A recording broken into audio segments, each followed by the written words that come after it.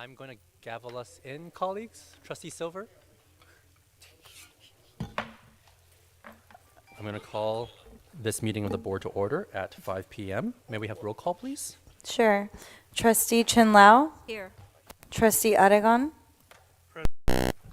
Trustee Gibson? Here. Trustee Here. Trustee Kwong? Here. Trustee Liu? Here. Trustee Wong? Here. Student Trustee Wong?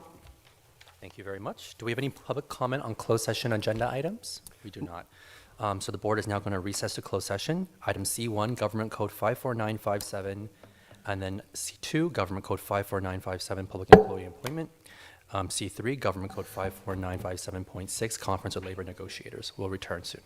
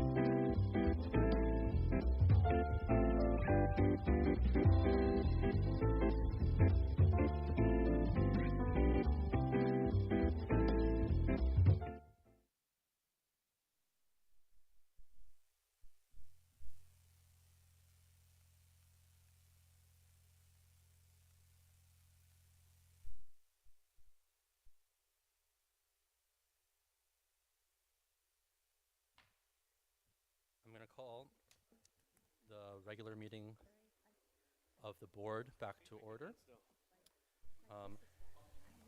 All right, good evening, everybody. We will get started. We're going to do a quick report of action in closed session. In closed session, the board did take action on one item, item C1. The board unanimously took action to approve a voluntary resignation agreement and release of all claims between the district and employee number 10664898.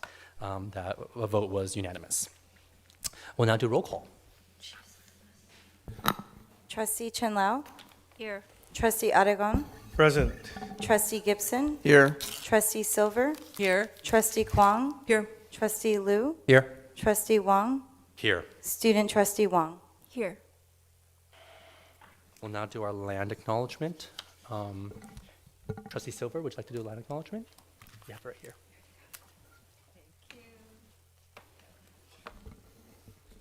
Pasadena City College is a learning community within the indigenous homelands of people who have been known as the Gabrielino Band of Mission Indians of the Shishiikwanga Village and Keese Nation. Tonight we acknowledge the painful history of genocide and forced removal from this land on which we gather.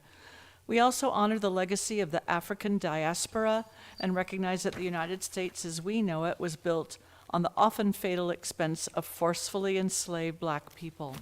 We are indebted to their labor and the labor of many Black and brown bodies that continue to work in the shadows for our collective benefit. PCC and its faculty, staff, and students recognize that we are all simultaneously teachers, learners, and guests on these lands. This acknowledgement is a small part of an ongoing process of working to raise awareness about histories that are too often erased or forgotten, to recognize our place in this history, and to affirm our commitment to social justice, systemic change, and anti-racism. Thank you. We'll now move to the pledge. Trustee Gibson, could you lead us in the pledge? Yes. Please stand. Begin.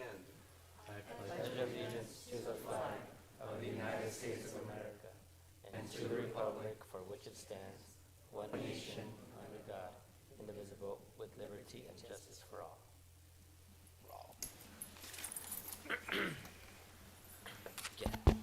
Okay. Approval reordering of agenda items. Can I get a motion to approve the agenda? So moved. Moved by Trustee Liu. Is it second? Second. Seconded by Trustee Gibson. Student Trustee? Aye. All in favor? Aye. Aye. That motion passes. We're now at introductions and recognitions. We do have one introduction and recognition, but before we do that, given that today is September 11th, and earlier today we joined with our campus community in front of the campus to lower the flag in remembrance and honor of those lives we lost on September 11th, 23 years ago. I would like for us to now take a quick moment of silence. Thank you.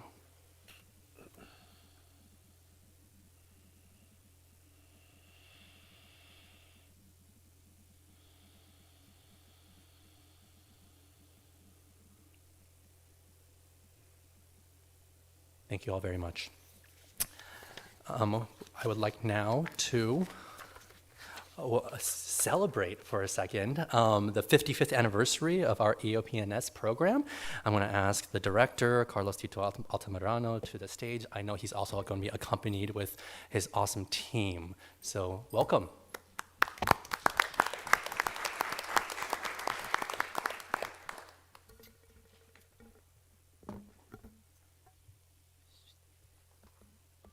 Switch. Excellent. Yes, thank you very much for having us today. Again, good evening, everyone. I'm excited to celebrate the 55th anniversary of the Extended Opportunity Program and Services, or EOPNS. Today, I will share the program's history, its impact statewide, and the valuable services provided at PCC. EOPNS is a state-funded program that was established in 1969. The program focuses on serving economically and educationally disadvantaged students throughout the California Community Colleges system with 116 programs across the state. EOPNS offers comprehensive support that goes beyond basic educational assistance, providing guidance, motivation, and resources tailored to each student's needs. At PCC, EOPNS provides an array of critical services designed to support students in achieving their academic and career goals.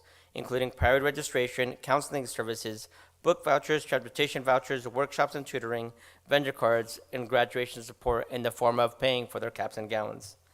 The UPNS program at PCC has been instrumental in empowering countless students by providing these essential services. We have a dedicated team, who some you see behind me, of professionals including counselors, coordinators, success coaches, and administrative staff who work tirelessly to ensure our students receive the guidance and support they need to succeed. As we celebrate the 55 years of EOPNS, we honor the program's profound impact on fostering educational equity and supporting students facing adversity. I want us to continue to support and advocate for EOPNS, ensuring it remains a cornerstone of student success for years to come. So with that, my team and I will be reading the resolution into the record. Good evening. Whereas amidst the struggle for civil rights and equality, California State Senate Bill 164, Alquist, was put into law on September 4th, 1969, establishing Extended Opportunity Programs and Services, EOPNS, and whereas EOPNS is a categorical program whose funds are intended to support students who are underserved, are educationally and economically disadvantaged, and often are first-generation college students, and whose monies have been restricted to protect funding to serve these students, and whereas EOPNS has demonstrated its long-term success with a statewide retention rate of 88% and a statewide completion rate of 81%, consistently the highest of any large-scale student support program, and whereas at PCC, more than 1,100 students benefit from EOPNS resource every academic year, advancing their education and their future prospects through this groundbreaking essential program.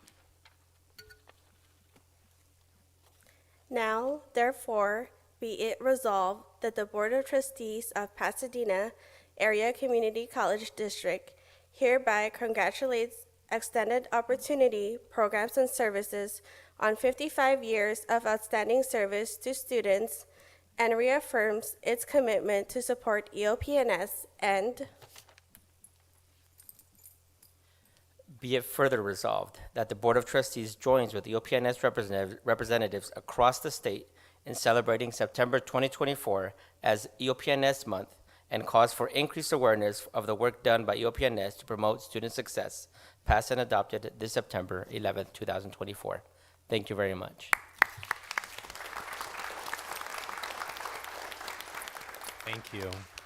Thank you to the team. Thank you, Tito, Mario, Joanna, Stephanie, Lynette, Maribel, and Chrissy for joining us here today for the work that you all do. And we are excited to pass the resolution later this evening when it comes on our agenda. I've certainly recognized September as EOPNS month. Can I just say one thing? Sure. Mr. Chair. I'm a very proud EOPS student, alum, and both at the community college and the university. And if it wasn't for EOPS and the counselors, I definitely wouldn't be where I am today. So I just want to acknowledge that and say thank you all very much for your awesome work. Me too. Okay. Anyone else? Thank you. And thank you all. We'll move now to public comment on non-agenda items. Trustee Liu. Yes, we have two. First public comment from Mr. Shaganaka.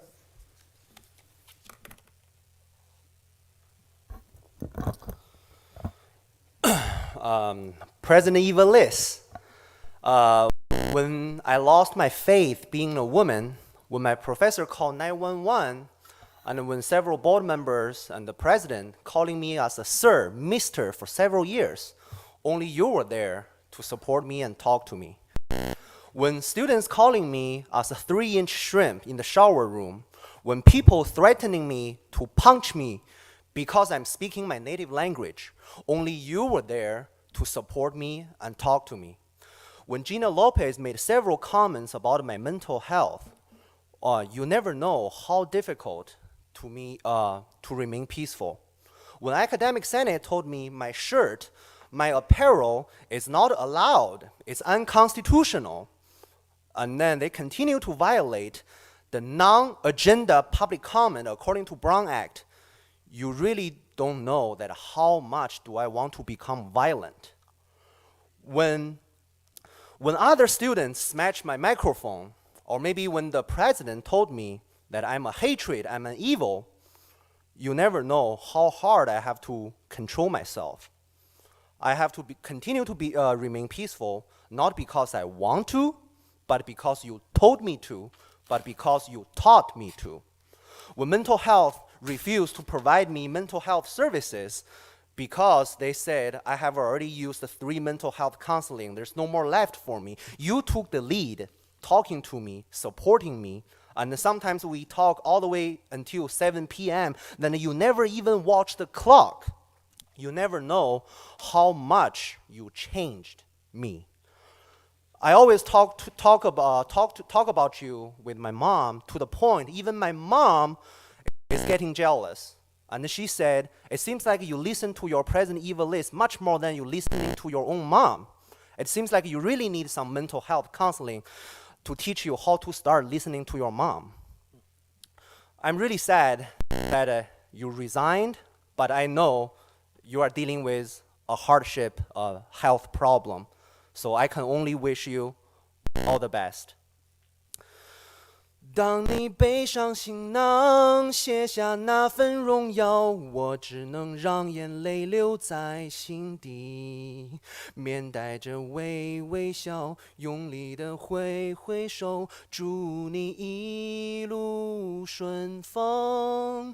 当你踏上月台，从此一个人走，我只能深深的祝福你。深深的祝福你，最亲爱的朋友，祝你一路顺风。Thank you very much for making me a better student. Thank you. Your time has elapsed. Better person. Next public comment from Lisa Barrios in Varia de la Cuba.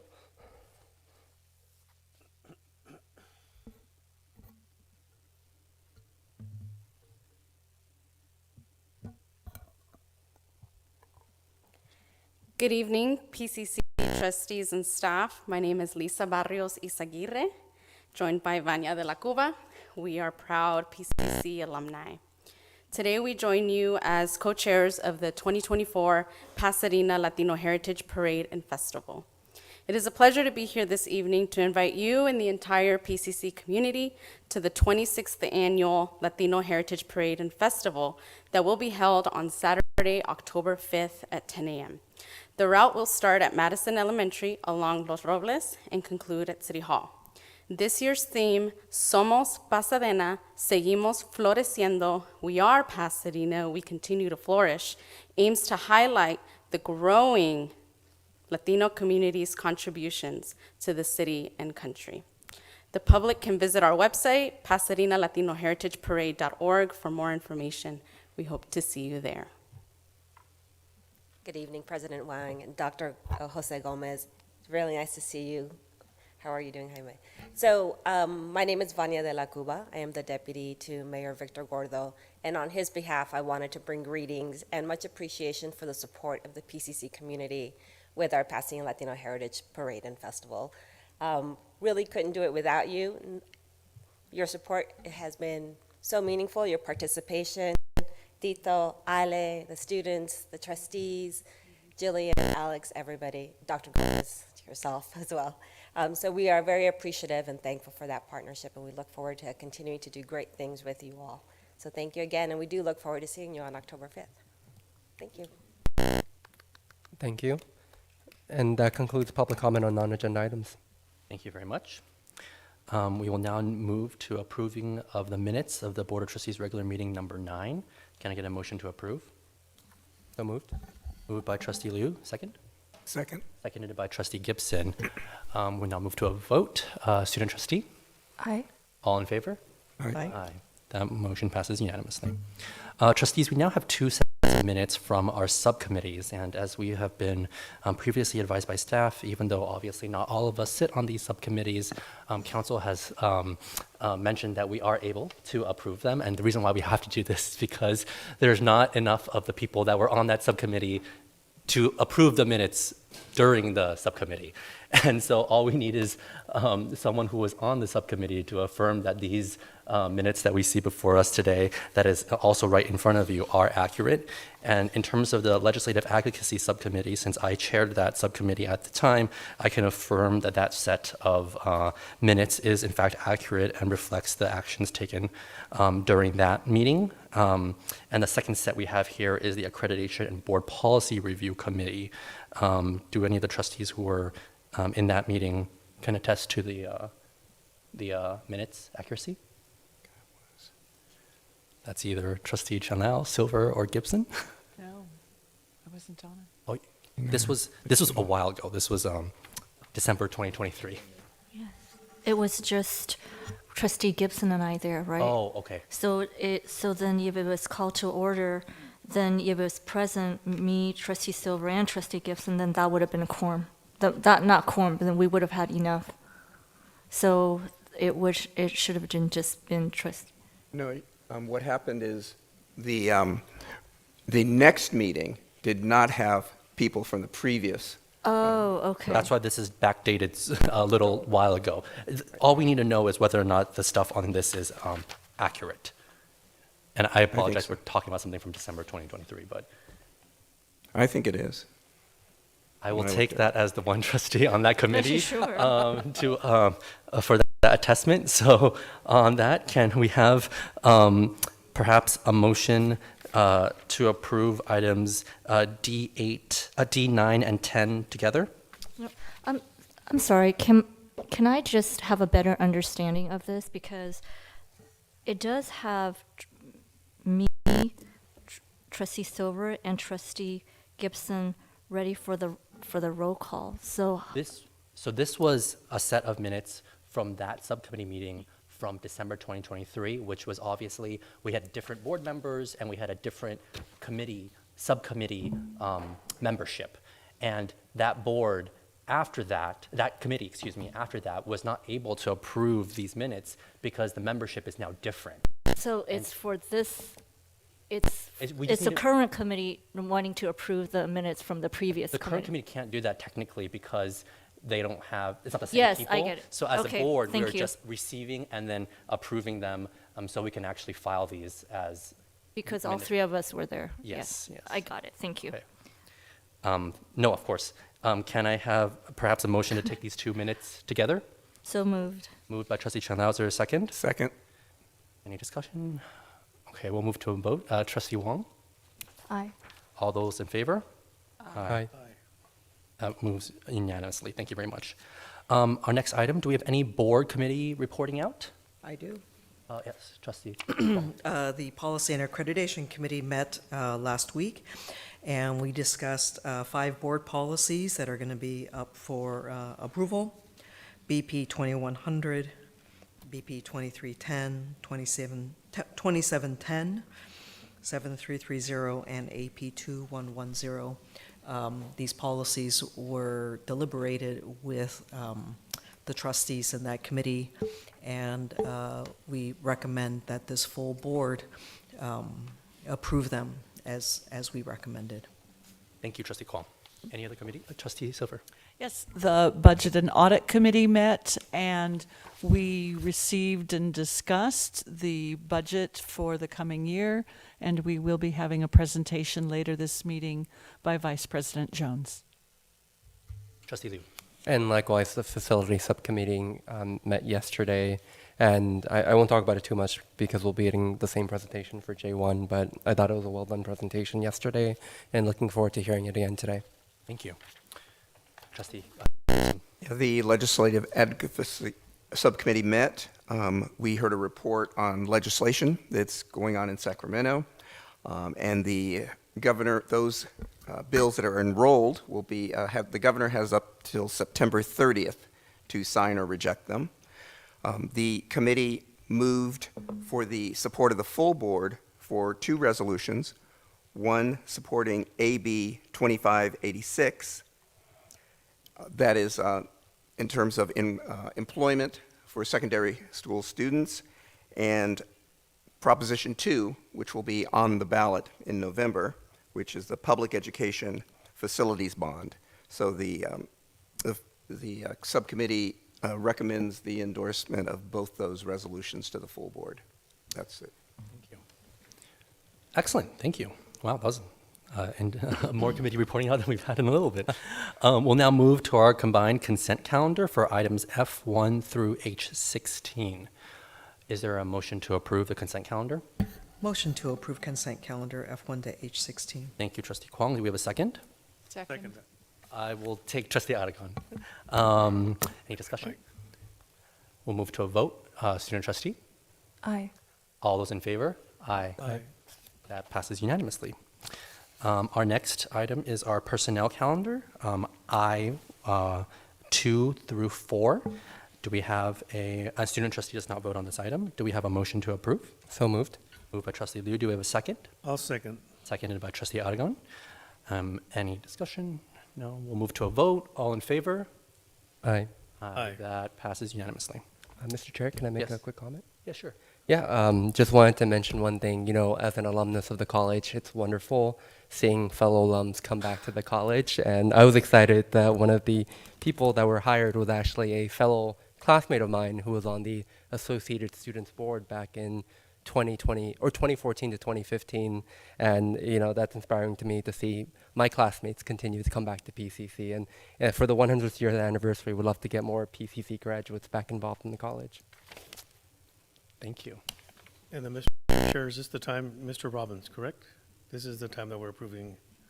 We did. Is that something that we just did? I believe that. Correct? 1 second. It's in there. So yes. Okay. Go ahead. So I just want to say a couple of things. As I mentioned before when I was here, that he was a great example of professionalism and compassion. So I'm extremely happy that he'll be in this new position. So thank you very much for all you do. Okay, thank you very much. We will now move to our next, Trustee Gomez. And that was Officer Robbins. Correct. Yes. I didn't make that clear. Thank you.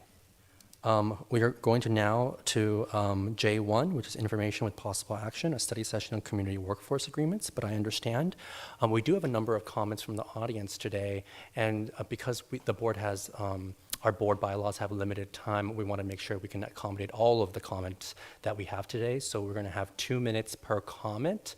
Are we able to have that up or? Okay. We will have a timer up on the screen to indicate the time for the comment. And this way, we just wanted to be sure we can get, oh, there he is, oh, perfect. We want to be sure we can actually get everybody in that way. So without objection, we will move forward in that manner? Okay. Okay, well, in that case, for our comments on J1, I'll hand it over back to Trustee Liu. Yes, first public comment from David Hansen.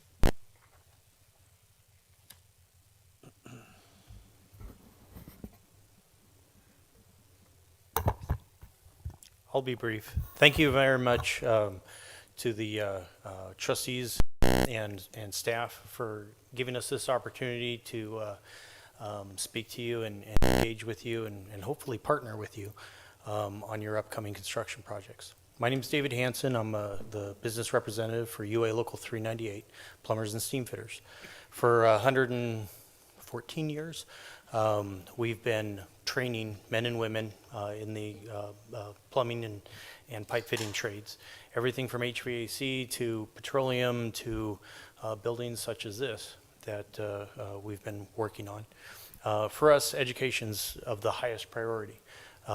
We spend a significant amount of money to educate our members. We value your partnership and really look forward to working with you more in the future. Again, thank you for this opportunity. Thank you. Thank you. Next public comment from Luis Nava.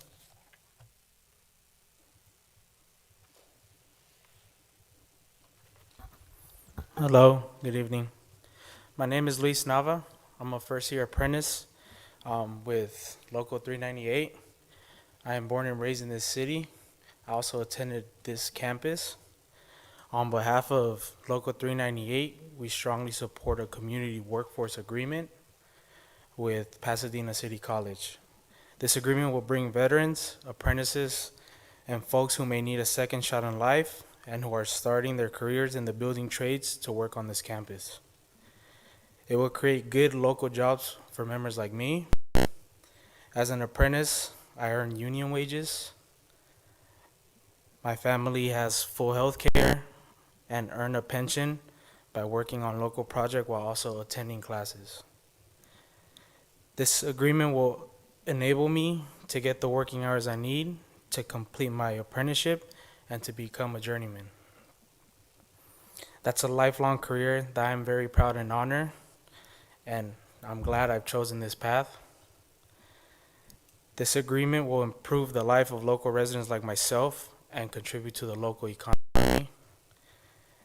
As an apprentice and as a resident of this great city, representing the future of our trade, I urge you to support the Community Workforce Agreement. We are asking that the full board direct staff to start negotiations immediately. Thank you. Thank you. Next public comment from Eddie Alvarez.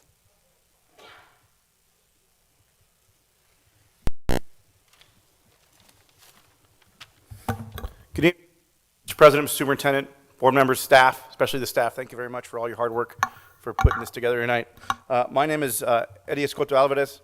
I'm the council rep for the Los Angeles County, in Los Angeles County for the LAOC Building Trades.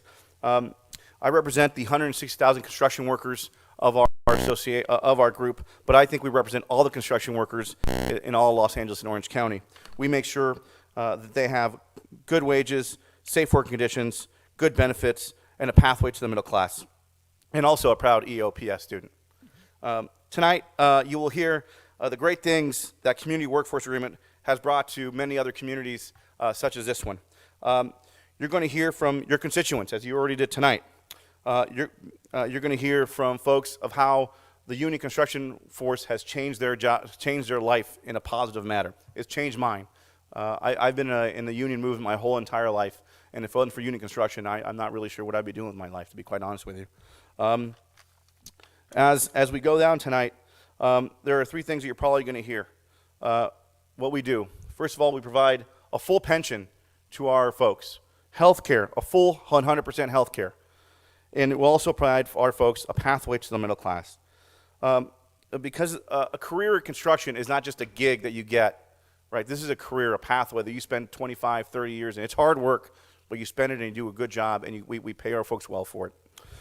You will also hear from the programs that we work with, programs like the Flint Ridge Center, our own nonprofit, the Apprentice Readiness Fund, of all the great work that they are doing.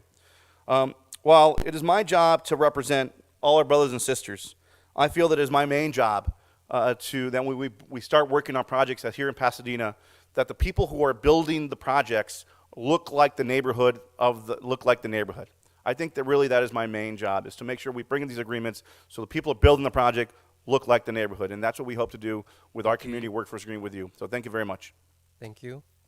Next public speaker, Diana Sanchez.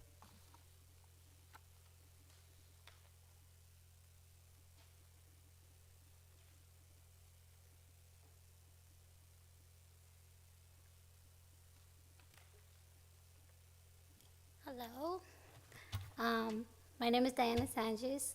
I'm an apprentice. I'm an iron worker for Local 416. I live in Pasadena, born and raised. What can I say? To strongly support, Flint Ridge, our workforce agreement with Pasadena City College. This agreement will bring veterans, apprentices, and folks who may need a second shot in life and who are starting their careers in building trades to work on our campus. But overall, it's changed my life, having to work two jobs to, just being able to work this one job, spending time with my kids, is made a completely different. It's been great and amazing. And all I say is, I'm very grateful for Flint Ridge, and I hope that you guys jump with us and keep helping us out. Thank you. Thank you. Next public comment from Vicente Alvarado.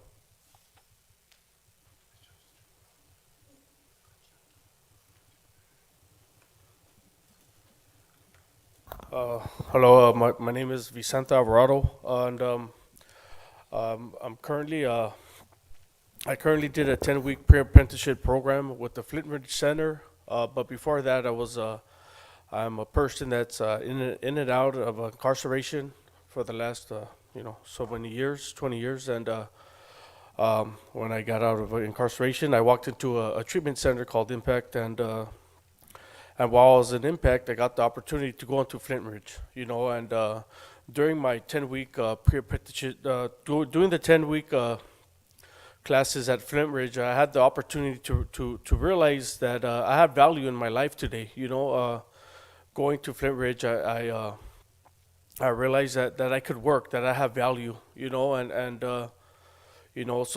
now that I've done the class. I was in class 47. I had an opportunity. I finished it. Now, in the ending of this month, September, I'll be joining the Laborers Local 300, and something I've never thought I'd accomplish in my life with my background, with my type of background, and going to Flintridge, it's really been a life-changing experience for me, and this is I walked into treatment looking for a different way, and joining Flintridge, I found that new path of life that I'm looking forward to living now, and so that's all I really have. Thank you. Thank you. Next public comment from Rudy Martinez.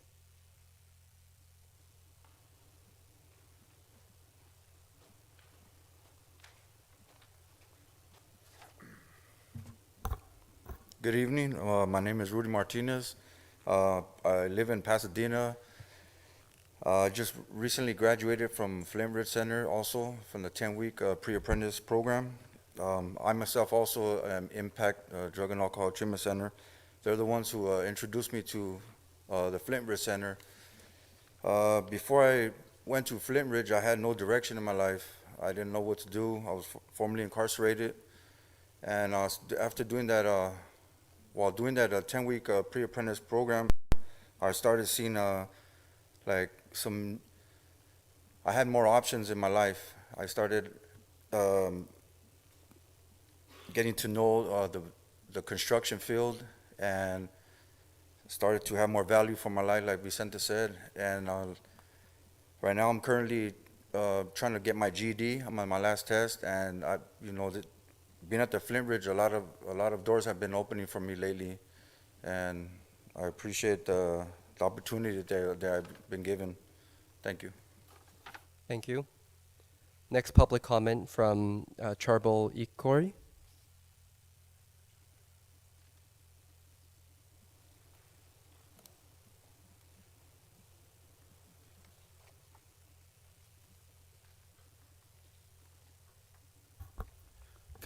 Good evening, everyone.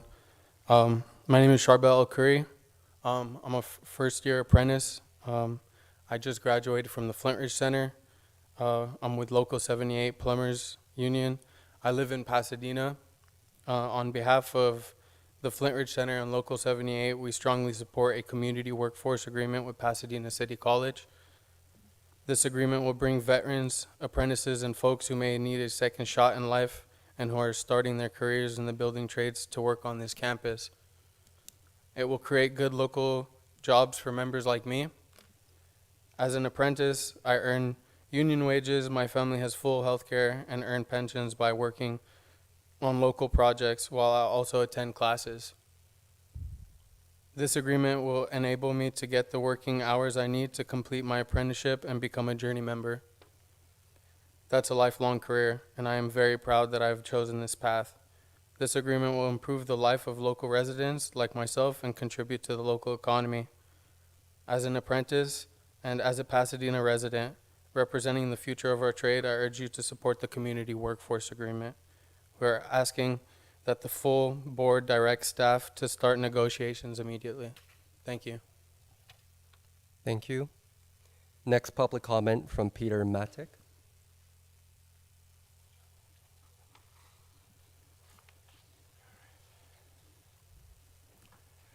Good evening, everybody. Thank you for hearing us. My name is Peter Maddock. I'm the Director of Workforce Development at the Flintridge Center. You just heard from couple of our graduates. 2 are working, 2 are in the process of starting work.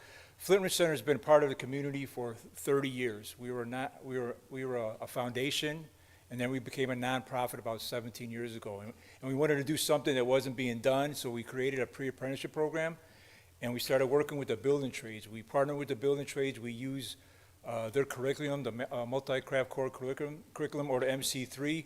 The students learn about all the trades that are out there. We visit their training facilities. There's case management, employment development, life skills. At the end of the program, they decide what trade they want to go for, and we help them get there. I can tell you from experience that it's life-changing. So when someone completes our program and they get sponsored and start working in the unions and able to work here in their community, it's life-changing, not just for them, but for their families and the communities. To make money here and put money back in the community is life-changing. So please, keep the work here on your projects. Thank you. Thank you. Next public comment from Milex Guadames. Good evening, ladies and gentlemen. My name is Milex Guadames. I'm a program coordinator with the Apprenticeship Readiness Fund. We're the nonprofit arm of the Los Angeles and Orange County Building Trades. And the work that we do, we manage 26 active apprenticeship readiness programs across LA and Orange County. And the Flint Ridge Center is just one of them. You have heard some of the stories that our programming has, how it's impacted their lives, right? And I can go into, everything that we do and what we teach, but in essence, we wouldn't be able to do what we do, and we wouldn't be in existence if it wasn't for these agreements that we have scattered across LA and Orange County. Because of the spirit of these agreements, the impact that we're actually having in the lives of the people that we're serving, it's so impactful. I mean, just since inception, we started our organization back in 2017, and we have put over 1,500 men and women to work just last year alone. Over 250 men and women were put into union careers. 90% of people that we placed since inception are people of color or BIPOC. Just the women alone, one of our programs caters to only women. The national average for women in the trades is 2%. The state average is about 9%. Through our programming, we're hitting over 20%, and we're not satisfied. So I want to urge and encourage each and every one of you to continue to do this work, to partner with the building trades, because if you would hear the stories of the people that we're actually servicing, people that changed their lives, drug addicts, homeless people, people that were incarcerated and never had an opportunity to get back in, and now they're homeowners, now they're buying cars, they're putting money away for their children's college tuition.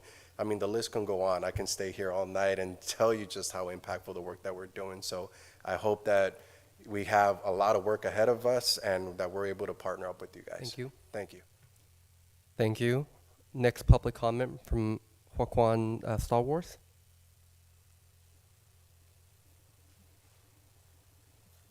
Stallworth?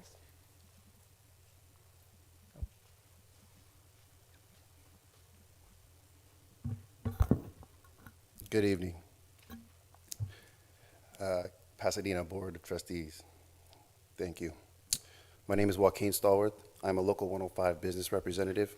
I represent over 7,000 hardworking men and women in the sheet metal working industry.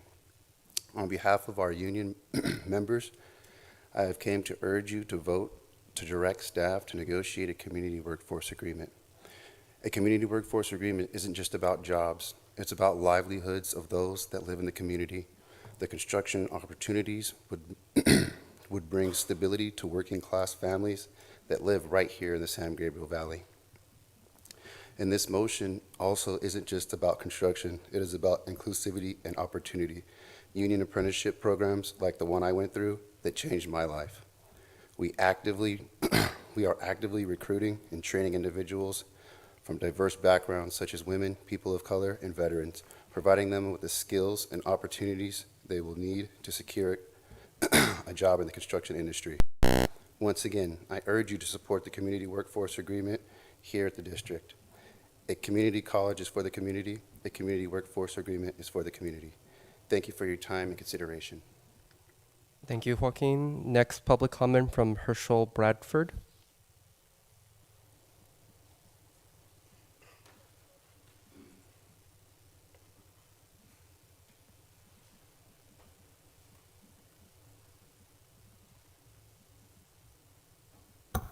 Good evening, everybody. I just want to say thank you for allowing me to step up here. I'm a local 105 journeyman. I've been with the union for over 19 years, and I live here in San Gabriel Valley, and most of the time it takes me a couple hours to get to a job site plus. So with local jobs, we can not only be home to help our kids, our grandkids do the homework and spend our livelihood at home before the sun goes down, but most of all, we would be able to spend money back into our community. And this workforce agreement would entitle us here. I worked here at this college probably about 10 years ago at a different phase, which was nice, 15 minutes to get home versus 2 hours. You know, so that's a good thing. So I urge you to vote and come in agreement with us with this workforce agreement, because it will give us more time to see your beautiful faces and be able to come here and enjoy this time with you guys and see what's going on in our community as well. Thank you. Thank you. Next public comment from Alex Calderon.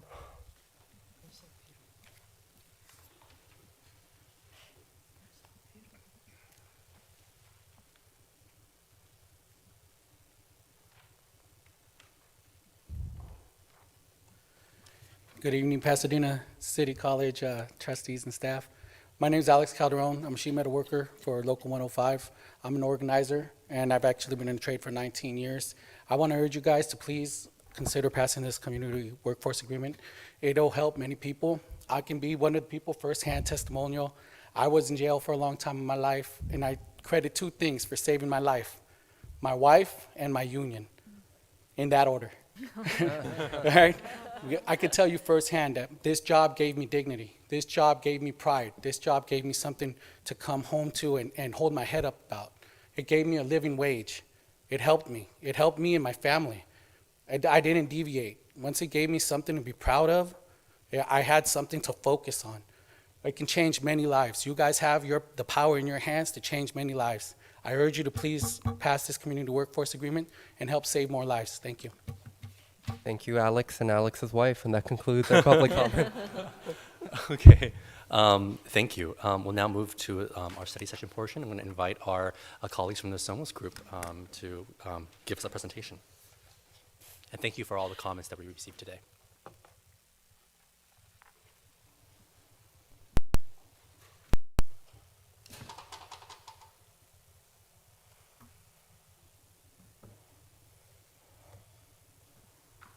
Good evening, honorable trustees. My name is Kira Conlin, and I am a partner and co-founder of SOMOS Group. And before I begin the presentation, I wanted to thank Superintendent President Dr. Gomez and staff present today for coordinating and getting me here today to present to the full board. And as you heard from Trustee Liu, I was present just yesterday making a very similar presentation to the Facilities Committee, so it is a pleasure to be here tonight.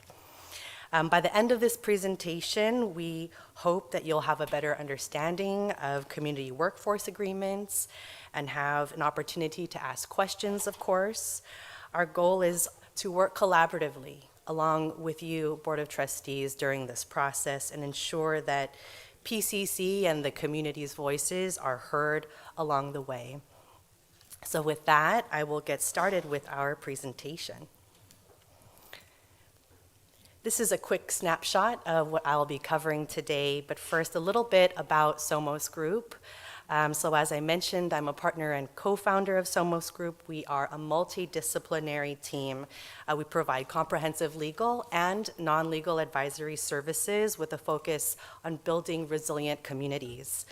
We specialize in real estate transactions, land use planning, public-private partnerships, and of course, labor partnerships.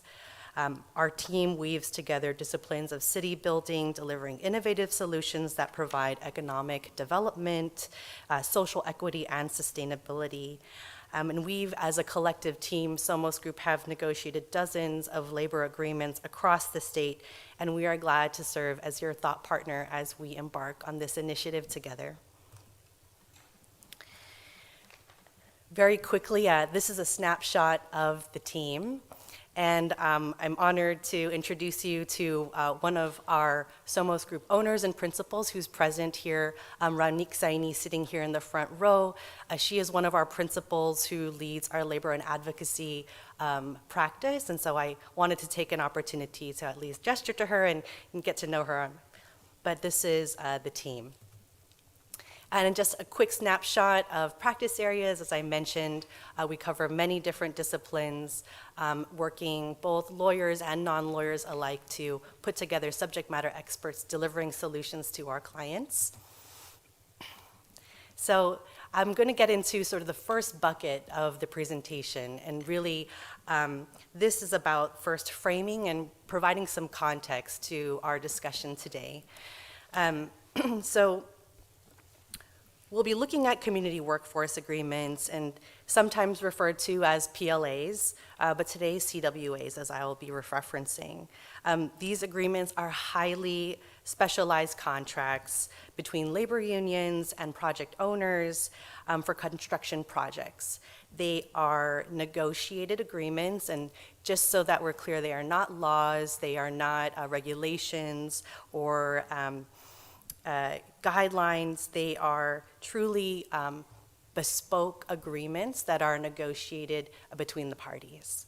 The other thing to keep in mind is these are agreements that are negotiated before hiring begins. They're really intended to set very clear procedures and workforce rules at the very beginning of that relationship, so that there's clarity as we move forward thinking about that first public project. And some of the key outcomes to highlight about CWAs: first, a majority of the workers are hired through unions, guaranteeing highly skilled and a trained workforce. The second is avoiding disruptions to work. That is due to strikes, work stoppages, lockouts. Part of the outcome of these negotiated agreements is that there's greater certainty around on time, on budget work. And then the last thing I want to highlight, one of the outcomes is, safer work sites as a result of having a trained and skilled workforce. Now, under California law, CWAs are very well established. In fact, right here, I'm just citing, I'm a lawyer, so I'm sort of citing to the authority that the district has to contract, but it's codified under California Public Contract Code that public entities can enter into and negotiate community workforce agreements, and public entities being broadly defined to include state, county, city, and districts like yourself. And for context, there are many Southern California community college districts that have negotiated agreements with the labor union. So of the 29 community colleges in Southern California, 21 currently have community workforce agreements for construction projects. And 3, including PCC, are currently thinking about implementing this sort of initiative. This is my final point, sort of setting the table. Community anchor institutions. PCC is much more than an educational institution. It is a community anchor institution. Indeed, universities, colleges, hospitals, cultural institutions like museums or libraries, they serve a very critical role in community building beyond a singular mission, whether that's education, in this case, healthcare, arts and culture. When we think about the district playing an incredible role in this region, the San Gabriel Valley region, as an economic engine, and really thinking about the overall well-being of community members as well, as you heard about EOP&S, for example. A recent economic impact study from 2021 to 2022 fiscal year examined 19 community colleges in Los Angeles County, and here are some really incredible stats that I'd like to highlight for you. PCC contributed an impressive $679.9 million to the regional economy. That represents 2% of the gross regional product. Nearly supported 7,000 jobs. That's meaning 1 out of every 50 jobs in the district are tied to the work that we do here.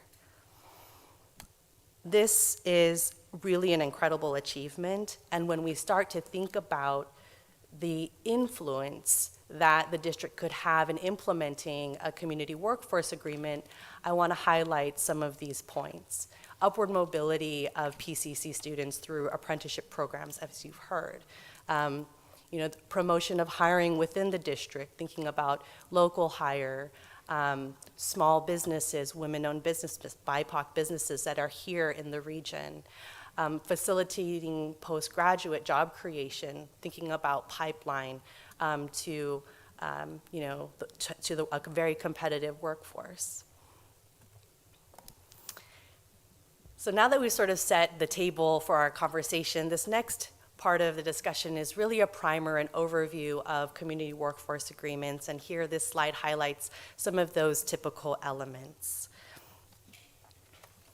So of course we want to first identify who our labor partner would be in the region, what type of projects, what type of construction work might be covered under that agreement. Are there exclusions that we're thinking about that are bespoke to our district? I did talk about one of the key outcomes being peaceful resolution in thinking about grievances, potential strikes and work stoppages. That is one of the benefits of a negotiated agreement, is that we can deliver projects on time, on budget, by avoiding such work stoppages, because there is a negotiated process for peaceful resolution. Of course, prevailing wage and benefits, local hire programs, and the like. So I will reserve some time at the end for questions. So to the extent you have any questions about typical elements that we might see in a CWA, I'm happy to discuss those. Now, what are the areas of divergence or innovation when we think outside of those typical elements? First and foremost, apprenticeship and training programs. How are we thinking about the district in building a pipeline to that workforce? So one of the premier programs, the MC3 program, Multi-Craft Core Curriculum here in our region, which you've heard a little bit about from the public comment, is one of the apprenticeship readiness funds programs that are quite active in the region. But also thinking about our district, what are we already doing? As you might know, we have our apprenticeship hub, which has a very robust program, many different disciplines, and has a great success in scaling the program over the years by actually attracting state funds. And other ways of innovation, we think about community programs initiatives that talk about local hire and pipeline for graduates to enter into the workforce. We think about local and small business participation. Are there ways that we can think about tailoring the way that we conduct our outreach, referral programs, ways to sort of lower the barriers to entry for those local folks? And my last bullet on this slide is really, if we can lead as a district in focusing on how we partner, how can we jointly develop innovation with labor that is really unique and tailor-made to our needs and our strengths, really the sky's the limit. The next two slides are about just some examples in our region, and really distinct examples to show you that CWAs are very highly negotiated and specialized to the district, and there's a wide range of types of agreements and different provisions For example, with the Long Beach Community College District, as you folks know, it's much smaller scale, 2 campuses focused in a very specific region in town, maybe more similar to PCC where we have 1 campus. Authorized in 2016, this CWA focuses on projects, very specific projects. It started with 9 projects in 2016. 2019, it got amended, added some more projects as the district began to think about its own master facilities plan. So I would say that this is a great example of how you can have a project-specific CWA, maybe not so open-ended and more specific, and can evolve over time as the needs of the district changes. I also wanted to highlight that there's an emphasis on local hire, with a goal of 40% of the construction workforce coming from the local residents, including veterans. And like many other community college districts, agreements focused on apprenticeship and sort of pipeline building. Juxtapose that with the LACCD's CWA operates 9 campuses, much greater scale, more open-ended, not project-specific, but rather focused on the large construction projects funded by certain bond measures that are focused in different project types. And in this case, LACCD participates in the MC3 program I mentioned earlier, which focuses on apprenticeship programming and diversification of the workforce. Sort of getting into the final bucket of my presentation as we think about next steps together. This chart is intended to graphically show where we are today. We are in phase 1. This is our first conversation together, Somos Group and the Board of Trustees. We are in the research and development phase. My next slide will be sort of talking about what our recommended next steps are in thinking about outreach and both internal to the district and external to the district to better understand the needs of our district and setting a framework and parameters of a potential CWA. And that's really phase 2, right? After we do our information gathering and our due diligence, having those conversations, Somos Group can help the district begin to frame and create some parameters, maybe some guidelines to help us think about that final phase, which would be implementation, beginning negotiations, and having those active conversations about what that agreement looks like.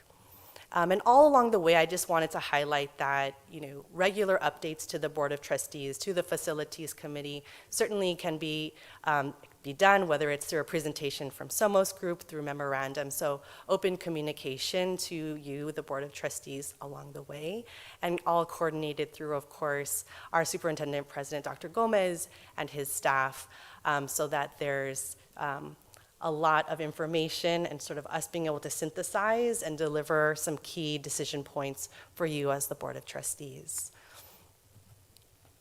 And with that, as Somos Group, our immediate next step would be, as your council, to again work in coordination with Superintendent President Dr. Gomez and staff to perform that internal stakeholder engagement process as well as external stakeholder engagement to ensure that we are getting all the information, synthesizing and organizing ourselves to come up with the best approaches and scoping out what a potential community workforce agreement might look like for the district.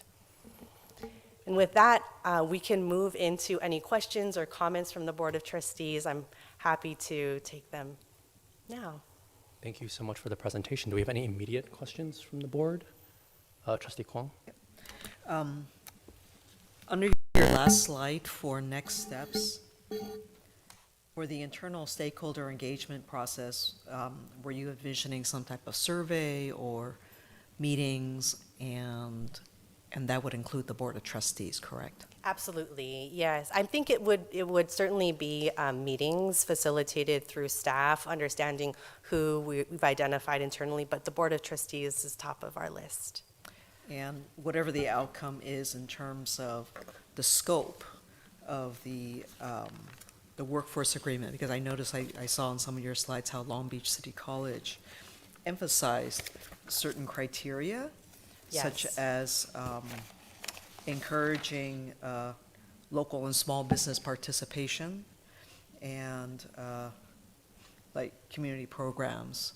That would be approved by this board, correct? Absolutely. For our projects. Absolutely, yeah. So thinking about maybe phase 2 of framing, I imagine that there will be a moment where you will see me again and we will have some finite recommendations on what we've heard from community on some of these provisions. Like you mentioned, if there is an emphasis on small minority women-owned businesses, that is a pretty general statement, right? We would want to really dig into that. What does that mean? What does that actually look like as we implement the program? So absolutely, we would come with some clear recommendations for the board's consideration. Thank you, Trustee Kwong. Yep. Who decides which projects would be subject to a CWA? Are we talking about all projects or a certain monetary threshold project? It's a great question, and it's a point I made on the typical elements. And so the scope of a CWA is a negotiated term. And actually, when you look at all of the CWAs across the region here in Southern California, it runs the gamut.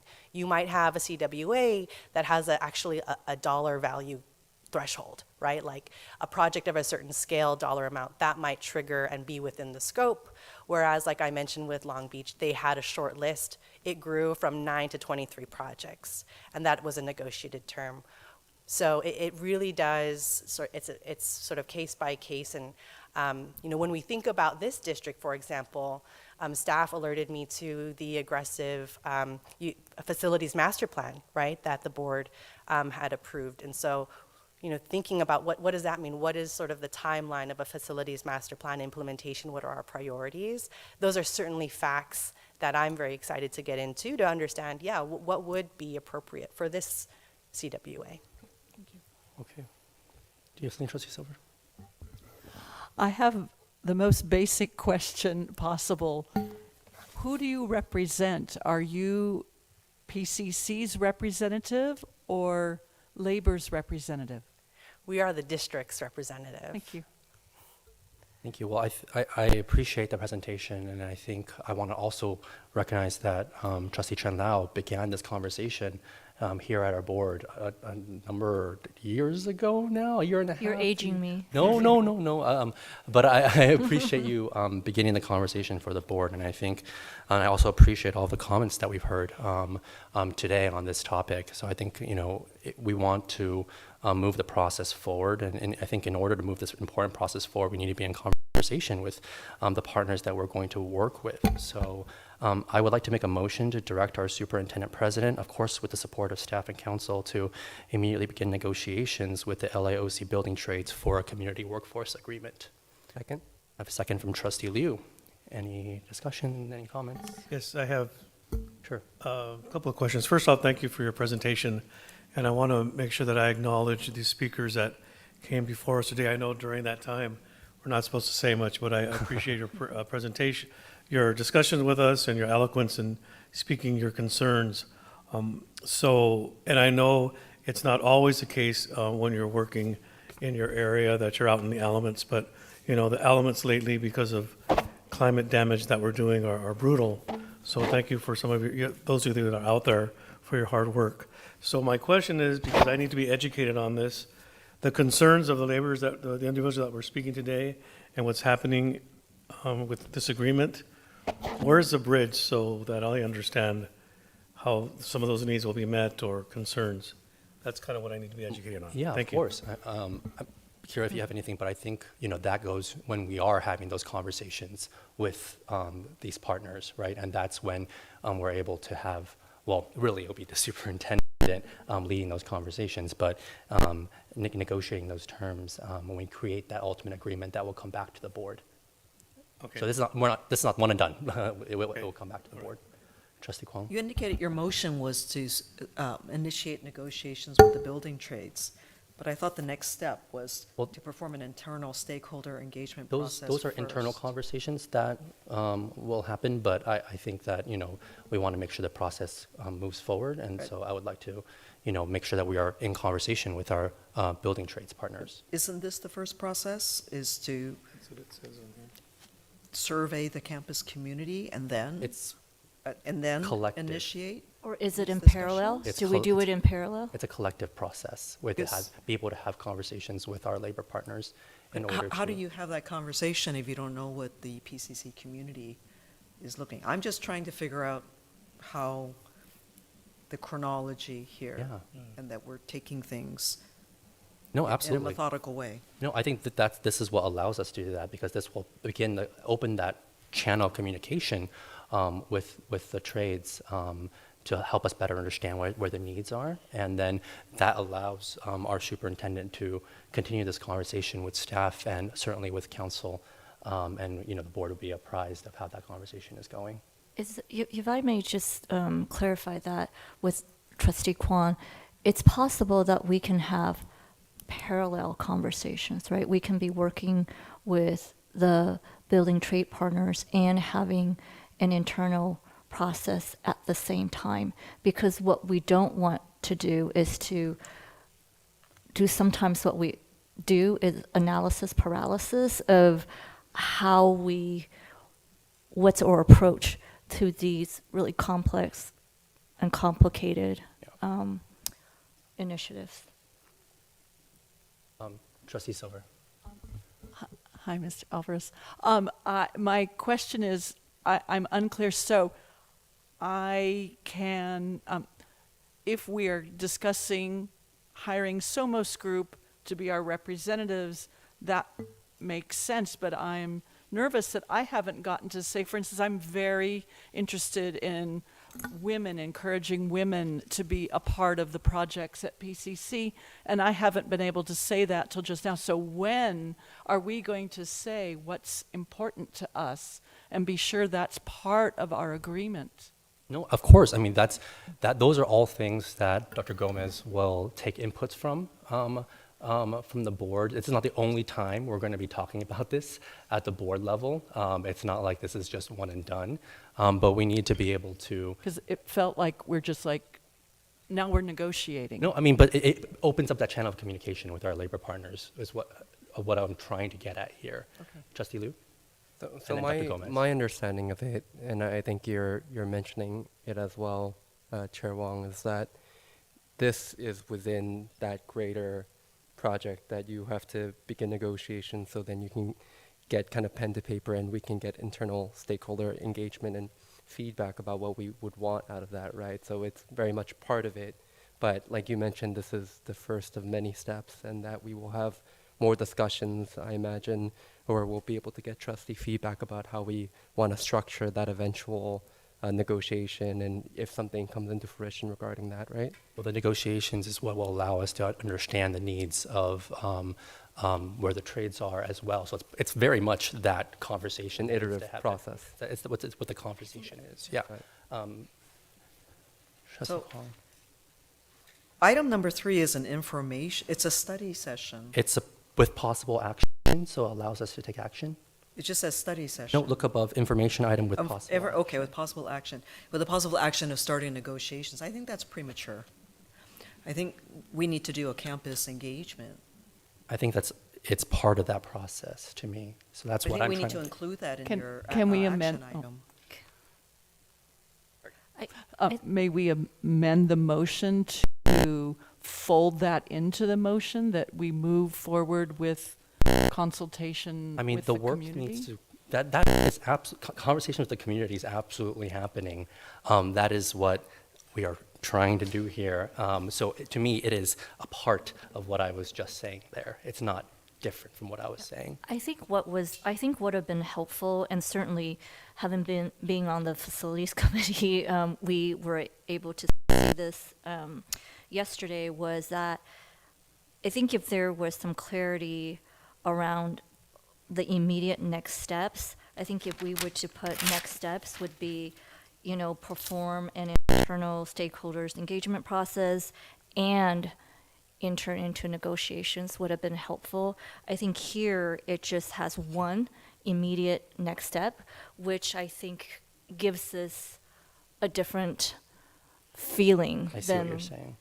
than what the motion may. I made a motion that I would like to be the motion that I made, and so I'm happy to hear the feedback, but that's the motion. I agree with Trustee Chen Lao. I think the motion should be revised as the motion to engage Somos Council to commence an internal stakeholder engagement process to investigate approaches and scope of potential CW agreements, including discussion with the trades to get their feedback and to report back as to that process. Yes and no. So I think what I would like to see is that if there is going to be certainly I know there's a motion on the table. The fact is that several years ago when we started talking about what this means, what it means to have a partnership, it really is around the values and the core beliefs of this institution. It's not a coincidence that we're talking about this on 9/11 because in a very personal way, I believe that we must be committed to serving folks who are living their lives to the fullest or having opportunities to live their lives to the fullest because so many people didn't have that chance. So I think in the very core of this, many of us, and I would say all of us, believe in this agreement. I think we're having a little bit differences is how are we going to approach this and kind of getting the steps in order. So what I would suggest is that if we have a motion to include both, to have both the perform a internal stakeholders engagement process and to enter into negotiations. Well, that's a good idea, Trustee Chen Lao. I agree You say with that you. for no, it's okay. I completely agree with you. A motion to perform an internal stakeholder engagement process to investigate approaches and to engage in discussions with the trade groups. Do we have any other comments? Is it? I don't want to wordsmith this. Would you want us to enter into negotiations or enter into discussions? I mean, to me, they are The same. part Okay. and parcel. Dr. Gomez, did you have something to say? I think that's different. How about this? How about someone on the board may want to consider moving to proceed with the development of a community workforce agreement, because I think I gather from what I'm hearing here that everyone is supportive of moving forward Yes. with the development of a community workforce agreement with all deliberate speed, because we have got lots of projects in the queue and we are behind. So we need to get this moving. So we need to do things, as you said, Trustee Chen Lao, in parallel. And I think we're getting into sort of a semantic sort of discussion here. All of this will lead to a negotiated community workforce agreement. I mean, I think that's the direction that the board wants to go. You know, how you want to write that motion, right, will direct our council to start working on those conversations with people, not just on the campus, not just with our Board of Trustees, but most importantly with our community stakeholders and with our labor partners. And I think as long as you include in there that it includes internal engagement with our stakeholders, that they don't have the authority just to create a workforce agreement, but it will get input from the PCC campus, the community, as to what they're looking for, their values, just as Trustee Chen Lao said, that it's approved by the Board of Trustees first, and absolutely to consummate a CWA. there's still a motion on the floor, so what would Should you we like use to? the word consummate? I Consummate an agreement? mean, I'm happy in my motion to add that we want to engage internal stakeholders to my motion. Okay. But I'm happy to add that part because obviously that's important to engage internal stakeholders. But the rest of my motion, I'm going to Yeah. keep Yeah. intact. Sure. Okay. Great. Okay. Thank you Alright. for that. Do you want to deliberation. restate your motion? Well, I mean. Oh, you have a motion? Sure. I will amend my motion to say that I'm still going to move for our superintendent president with the support of staff and council to begin negotiations with the LAOC Building Trades for a community workforce agreement alongside, of course, the important internal engagement of our community to be reflected. Can you say that last part again? Okay, that was from my mind, so I'm going to try to say exactly what I said.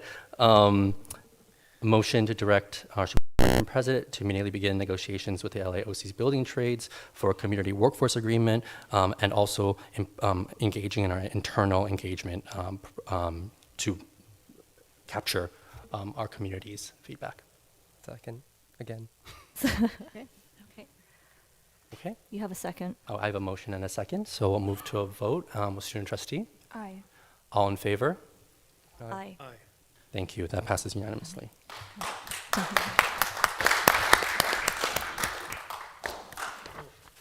Thank you, Kira, for your presentation and answering our questions, and we look forward to certainly having you back soon. Okay. That was our information session with possible action.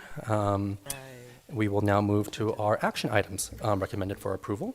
Our first item is K1, our public hearing of the proposed 2024 to 2025 budget and fund allocations. The gavel in the public hearing. The board will now hold a public hearing on this issue. Do we have any comments on this item? No. Okay. I'm going to wait 1 second because it's a public hearing. I'm going to wait 2 seconds. I'm going to wait 3 seconds. And the hearing is now closed. That is our public hearing for the budget and fund allocations. And now I'm going to certainly invite up VP Jones for the presentation on our 2024-2025 budget.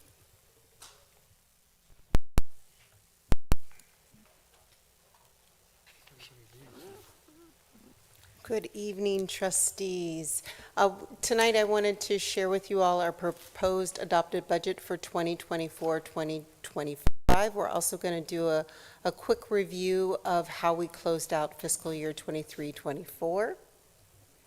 It's always important that as we start sort of conversations around the adopted budget, that we give some sort of context for the 24-25 state budget.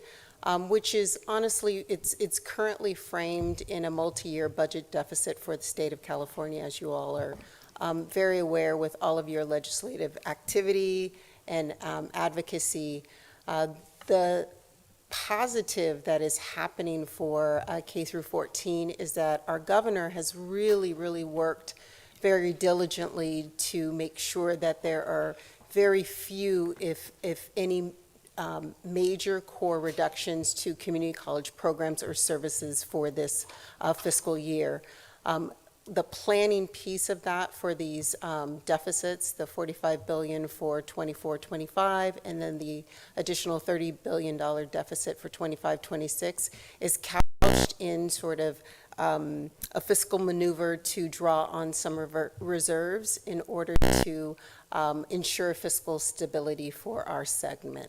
We are actually really, again, fortunate because some of the other segments didn't receive the same benefit, and so we're very grateful for the work that the state is doing on our behalf. A little bit about the core funding protections, $8.4 billion from Prop 98 rainy day funds were withdrawn in order to help with the gaps for this upcoming fiscal year. One of the commitments, though, that the state has made is to fund the 1.07% COLA for the state for our apportionment and select categorical funds. And so that results in about $113 million that's given to the system for that. And then some portions of funding from the Prop 98 General Fund to support a 0.5 enrollment growth. And those are our students. That was Welcome Week that happened just a couple of weeks ago out in the quad here. All right, these are the programs that are actually receiving the COLA. So as the 1.07% is applied to the student-centered funding formula. In addition to that, in our restricted funds, these are the 8 additional categorical funds that received. So we've talked a lot this evening about EOPS.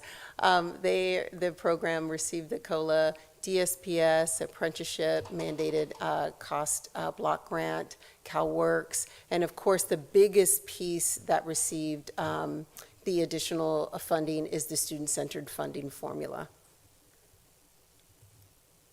In thinking about sort of how the state is trying to manage some of the pieces of the gaps is related to these deferrals. So deferrals from the current fiscal year to, well, I should say 23-24 fiscal year to then the current fiscal year, which is 24-25, in the amount of $446 million, and then an additional deferral in 24-25 to 25-26. And so those are those pieces where, again, those withdrawals on the rainy day funds help to supplement those gaps.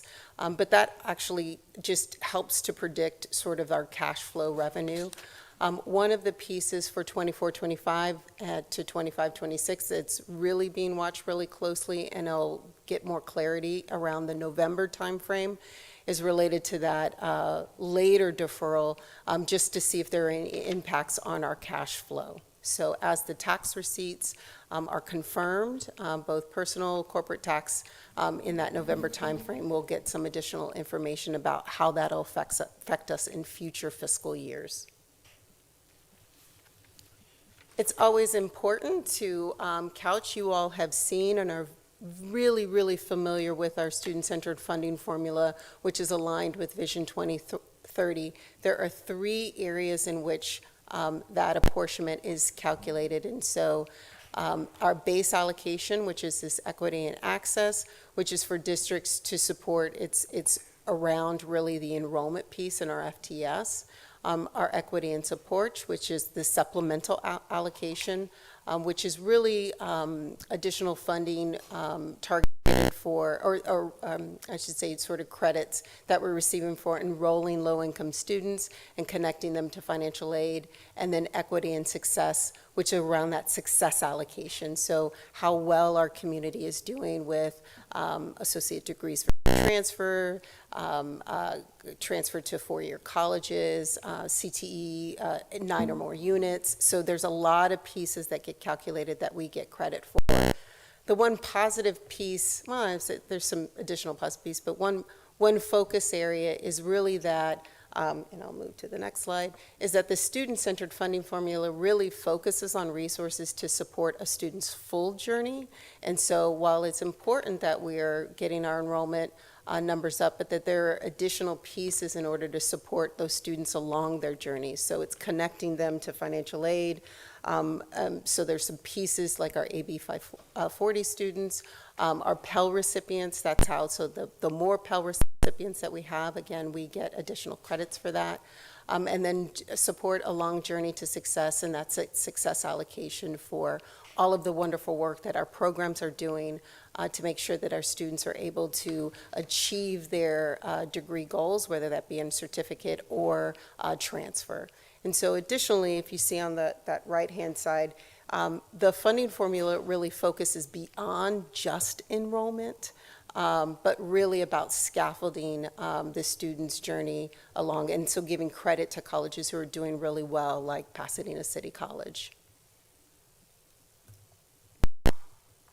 This is just that pie chart, which always seems to change colors for me because to be honest, I sent it to Audrey today, and basic should be blue. But for whatever reason, it likes to shift. So this is just a pie chart. So 60% is FTS plus our basic. Basic is the size of the institution, and so we're considered a large college district.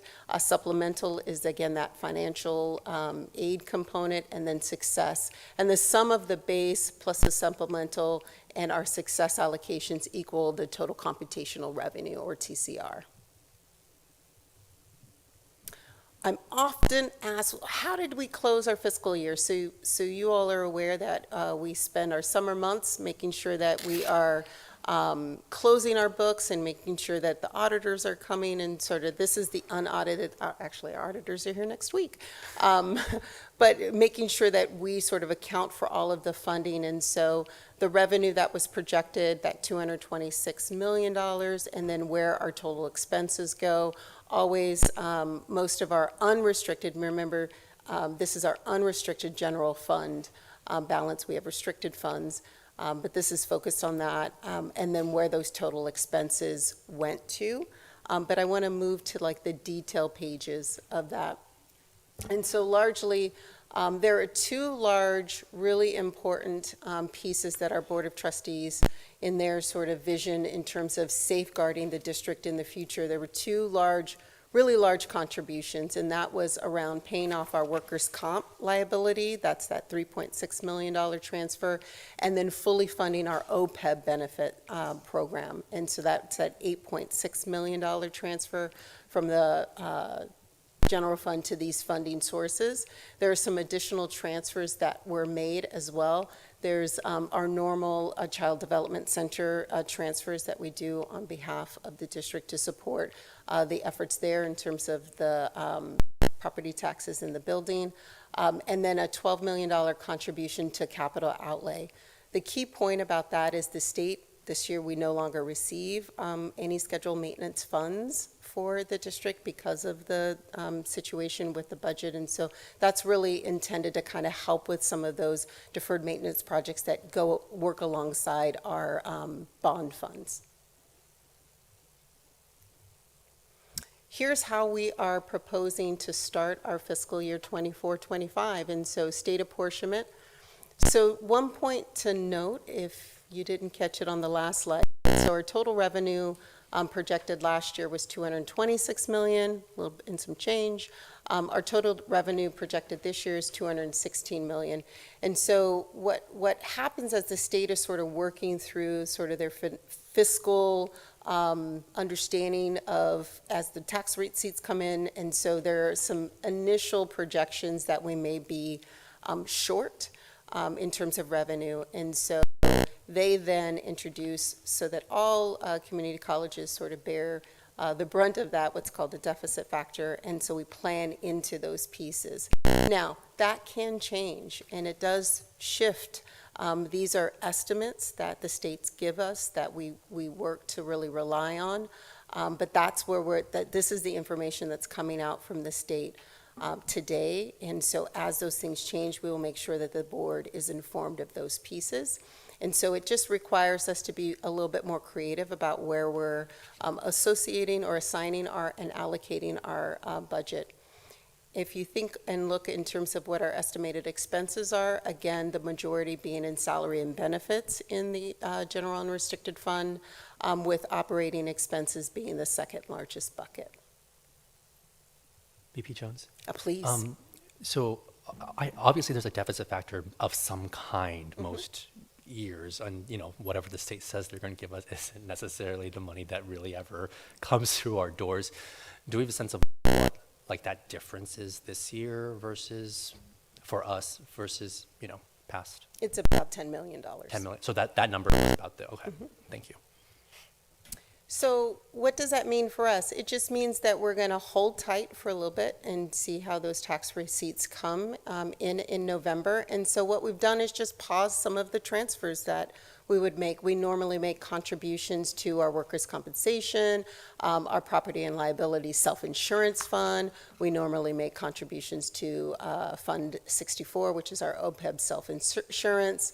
And then certainly we always make fund transfers to Fund 41, which is our capital outlay. So those pieces are being paused until we get a little bit more clarity from how that's going to shake out in terms of the estimates. The only sort of the capital outlay transfer that always happens each year is a $600,000 contribution, and that helps to support the technology refresh each year. And so, you know, as the district is continuing to replace equipment, we have estimates. We try to plan for about a third of the equipment being replaced each year, and so we want to continue that effort. But all of the other transfers have been paused. And I use the word intentionally paused until we get a little bit more clarity from the state. Here is some really good news. Let's end on a really good note. So budgeted positions, we often, as you all are aware in your roles, that we are required to comply with the 50% law, which means that current expenses go towards educational or in the classroom expenses. And so our 23-24 actuals is 52%. So we're over now our 50% law. So that's really good.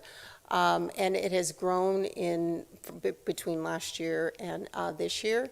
And then it gives you a little clarity in terms of 23-24 related to our full-time equivalent sort of positions that we're calculating, which is 989, and about the same as we are calculating for fiscal year 24-25.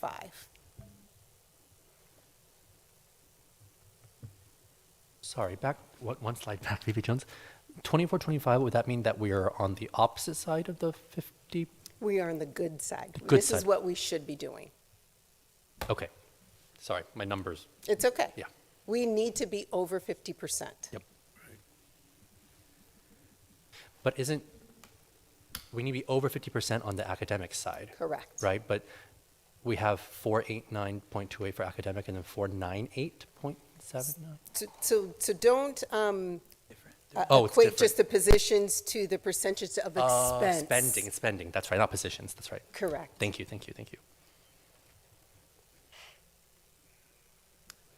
Any questions? Okay. No questions? Does anybody have a question? No, you can ask questions. No? I guess Okay. okay. I do have it, and I was going to hold it because I'm on the subcommittee. But the first slide where it says, in the context of the state budget, and it says includes no, as in capital no and bold, core reductions, right, to the community college programs. Are there things that did get? Earlier I heard, when it comes to deferred maintenance. So there are some things that aren't going to be happening? Yeah, Just so I'll know that for my constituents. So some of our categorical funds received some minor, so the key language is no core major Right. cuts to those, to sort of the funding areas. And so this is going to be largely, so we did receive some minor cuts in some of our categorical fund areas. But things that, Tito was shaking his head, he had one. But it's sort of looked at as a whole, and so what they're trying to do is preserve the unrestricted general fund. Okay. Which is where actually many of our instructional full-time positions are actually budgeted. Okay. I think I got it.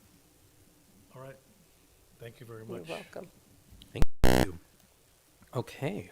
If there are no further questions, we're going to go now to K3, the adoption of the proposed 24-25 budget and fund allocations. So moved. Moved by Trustee Aragon. Do we have a second?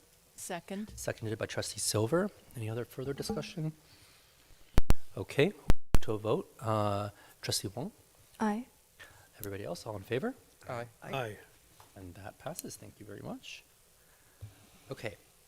Next is the adoption of our annual 311 financial report and budget report. These are those regular reports that we have to provide to the state. Anybody have any questions on this before we vote on it? Were these approved during the budget committee meeting? Okay. Trustee Silver? Yes. Yes. Okay. Yes. Sorry. Just turning to the chair. Yes. Okay. Then can I have a motion to approve K4? Motion to approve. Moved by Trustee Kwong. Do we have a second? Second. Oh, seconded by Student Trustee Wong. Any further discussion? Seeing none, we'll move to a vote. Trustee Wong? Aye. All in favor? Aye. That passes. Thank you. Next is K5, adoption of resolution number 823, the GAN appropriation limits. Do we have a motion? So moved. Moved by Trustee Liu. Do we have a second? Second. Seconded by Trustee Gibson. Any discussion? Okay, we're going to move to a vote. Student Trustee? Aye. Everybody else all in favor? Aye. That passes unanimously. Thank you. Okay, that's the budget section. Next is the approval of the tentative agreement between the Pasadena City College Faculty Association and the Pasadena Area Community College District. Do we have a motion? So moved. Moved by Trustee Silver. I'll second. Seconded by Trustee Aragon. And I believe because this is personnel, Student Trustee won't vote on this item. Okay. Do we, any discussion, any questions? Okay. All in favor? Aye. Aye. And that passes. Thank you. Next, we have items K7 and 8, our 26-27 and 27-28 academic calendars. Could I have a motion to approve items K7 and 8? So moved. Moved by Trustee Wong. Do we have a second? Second. Seconded by Trustee Gibson. Any discussion? Okay, we're going to vote. Student Trustee? Aye. Everybody else all in favor? Aye. Aye. Aye, and that passes. Thank you. Okay, and next we have a series of board bylaws, administrative procedures that, and board policies that Trustee Kwong mentioned during the committee report. We could take these together, but before we do so, I did want to make one quick, very minor amendment to K11, BB 2310, regular meetings of the board. Nothing big in here, just that currently it says that the meetings occur on the third Wednesday of the month, but a number of months ago, we had wanted to change that, which To is the our second. current schedule, to the second Yes. Wednesday of the month. Thank So, you for that catch. yeah, I was reading through it, I'm like, something You looks do odd your here. homework. Thank you. So I would just like, maybe we can take up the other ones, and then for this one, we can approve it with that amendment, if there's Yes. no objections to that. Oh, okay. Can I have a motion then to approve items K 9, 10, 12, 13, and 14? Motion to approve. Thank you, Trustee Kwong. Do you have a second? Second. Seconded by Trustee Chen Lao. Any discussion on these items? And thank you to the subcommittee for their conversation, deliberation, and recommendation on all of these items. I also like to thank the staff with Dr. Gomez for working on some of these, because some of these took some research and some analysis to get us to this point. So thank you. Okay, then we'll move to a vote on those items, items 9, 10, 12, 13, and 14. Student Trustee? Aye. Everybody else, all in favor? Aye. Aye. That passes. Thank you. And now, BB 2310, item K11. Can I have a motion to approve this item with the amendment in the second sentence to say instead of third Wednesday, second Wednesday? So moved. Moved by Trustee Chen Lao, seconded by Trustee Gibson. Any discussion? Okay, well, One point, Yeah. I mean, in future iterations of the board, if they do then decide they want to move back to the third Wednesday, they would be able to. They could Yeah, do that. And Exactly. technically, we kind of did, because our bylaws said third Wednesday, but then we voted and agreed that we Yeah. wanted it to be on the second Wednesday, because it just says currently the meetings occur. It doesn't say forever. And sometimes we've had to move meetings because of holidays, Yes. because of. So I just wanted to flag that for Yes. the record, that Yes. they can change it too. Yes. And we can change it too. Yes, Yeah, if we want to okay. revisit, yeah, Okay. absolutely, Thank you. for this bylaw of the Yes. board. Okay, we'll move to a vote. Student Trustee? Aye. Everybody else all in favor? Aye. Aye. Thank you all. That was unanimous. Great. We're going to now move to item K15, Resolution 824, recognizing EOPNS month, as well as certainly calling for the month of September to be EOPNS month. Do we have a motion to approve this? So moved. Moved by Trustee Aragon. Do we have a second? Seconded by Trustee Gibson. Any discussion? Okay. Student trustee? Aye. Everybody else, all in favor? Aye. Aye. And that passes. Thank you very much. And thank you to the staff earlier for reading that into the record. That was lovely. Now we have adopted, K16, adoption of the resolution 822 in support of Assembly Bill 2586. Do we have a motion?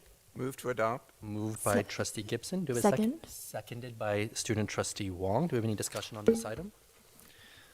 Thank you, Trustee Gibson, for bringing this to the committee and to the board for this important topic and conversation. Okay, we'll move to a vote then. Student trustee? Aye. Everybody else, all in favor? Aye. Do we have any opposition? Abstentions? One abstention from Trustee Kwong. Thank you.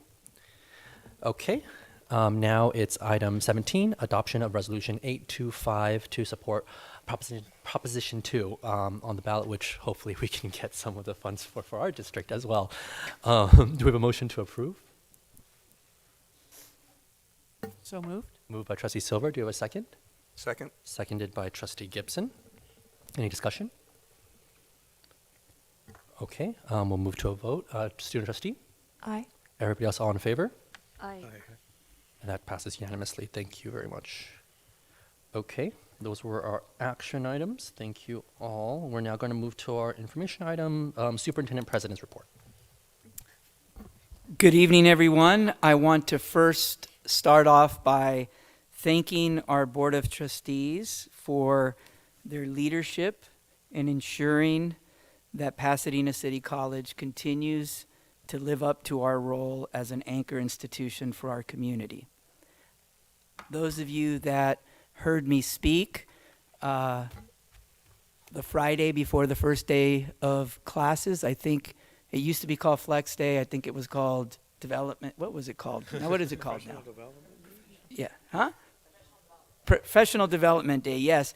I talked about our responsibility to the community and what our mission as an institution is all about, and how Pasadena City College, for over 100 years, has been a very resilient institution in the community, grounded in fulfilling its community responsibility. And so I want to thank you for living up to that. Lots of folks talk about it, but very few people actually deliver.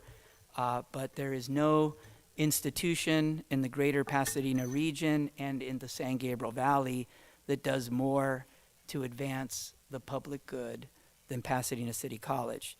That means that we not only have a responsibility to our students, it's not just our students, but it's also their families, their neighborhoods, their communities, and the entire region. We need to ensure that they prosper too. Mm-hmm. That is what we do, and that is why our community thrives. And so I'm encouraged by the commitment of our dedicated faculty, our staff, our Board of Trustees, and everyone else as we continue this important work. And I'm excited about all that we will accomplish this centennial year, but as we move into the next 100 years. It's been wonderful having our students back for the new academic year. Mm-hmm. We are welcoming more than 26,000 students this fall, more than 26,000 students. Yep. Our enrollment is up 5% over last year so far, and we expect that to continue to climb. That is because of the partnership and collaboration of all sectors of our campus community, and I'm really excited about that. Today, in fact, hundreds, I would say thousands of students visited booths in the PCC quad and near the mirror pools to learn about clubs and organizations and to engage with nearly 100 representatives. Think about that. 100 representatives from universities all across the country. I saw Cal State LA, I saw Stanford, I saw the Maritime Academy, I saw every university and college in Southern California, and some from even across the nation. They were there as part of University Day and our Club Rush. It was wonderful. I think I say this all the time, but I think we should say it again and again. It was not that long ago that there was nobody on campus. So we're back, and it feels good to be back. But I want to thank the folks that put on the events of this week. I want to thank the Transfer Center team, the Student Services staff, the Associated Students, of course, and all of those who made this incredible series of events possible.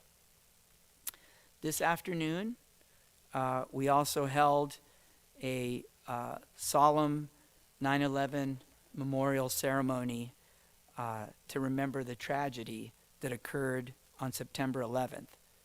We honored the memories of the thousands of lives lost. We recognized our first responders, service members, veterans, and everyday heroes who stepped up on that day and in the months and years after. I want to thank our Veterans Club and the Veterans Resource Center for putting together that incredibly beautiful ceremony. I want to thank our members of the Board of Trustees that also participated in that ceremony. We also celebrated 55 years of PCC's EOP&S program. We learned today that there are many of us who were part of the program. Several of us here on this dais, several of us there. We even had some public speakers that were part of the EOP&S program. And I'm glad that we passed a resolution for the program. Think about this. There are 1,100 Lancers that benefit from EOP&S resources every academic year. Our EOP&S team has demonstrated tremendous dedication to supporting generations. So it's not just the 1,100 that we support today, but generations of people who have worked hard and have been supported by our team.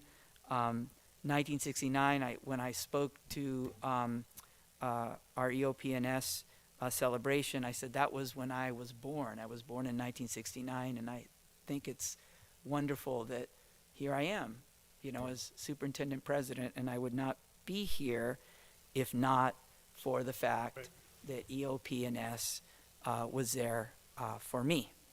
In addition, this week we also recognized National Hispanic Serving Institution Week with a community gathering that focused on embracing our role as an HSI institution, ensuring that we are not only dedicated to enrolling Latinx students, but also to serving them in meaningful ways. We have an absolutely incredible group of people all across the campus working on our Alianza initiative, and I can't be more proud of the work that we are doing there. We will continue the celebration with our Latinx Heritage Month programming, which kicks off next week with a talk from Dr. Gina Garcia on September 19th.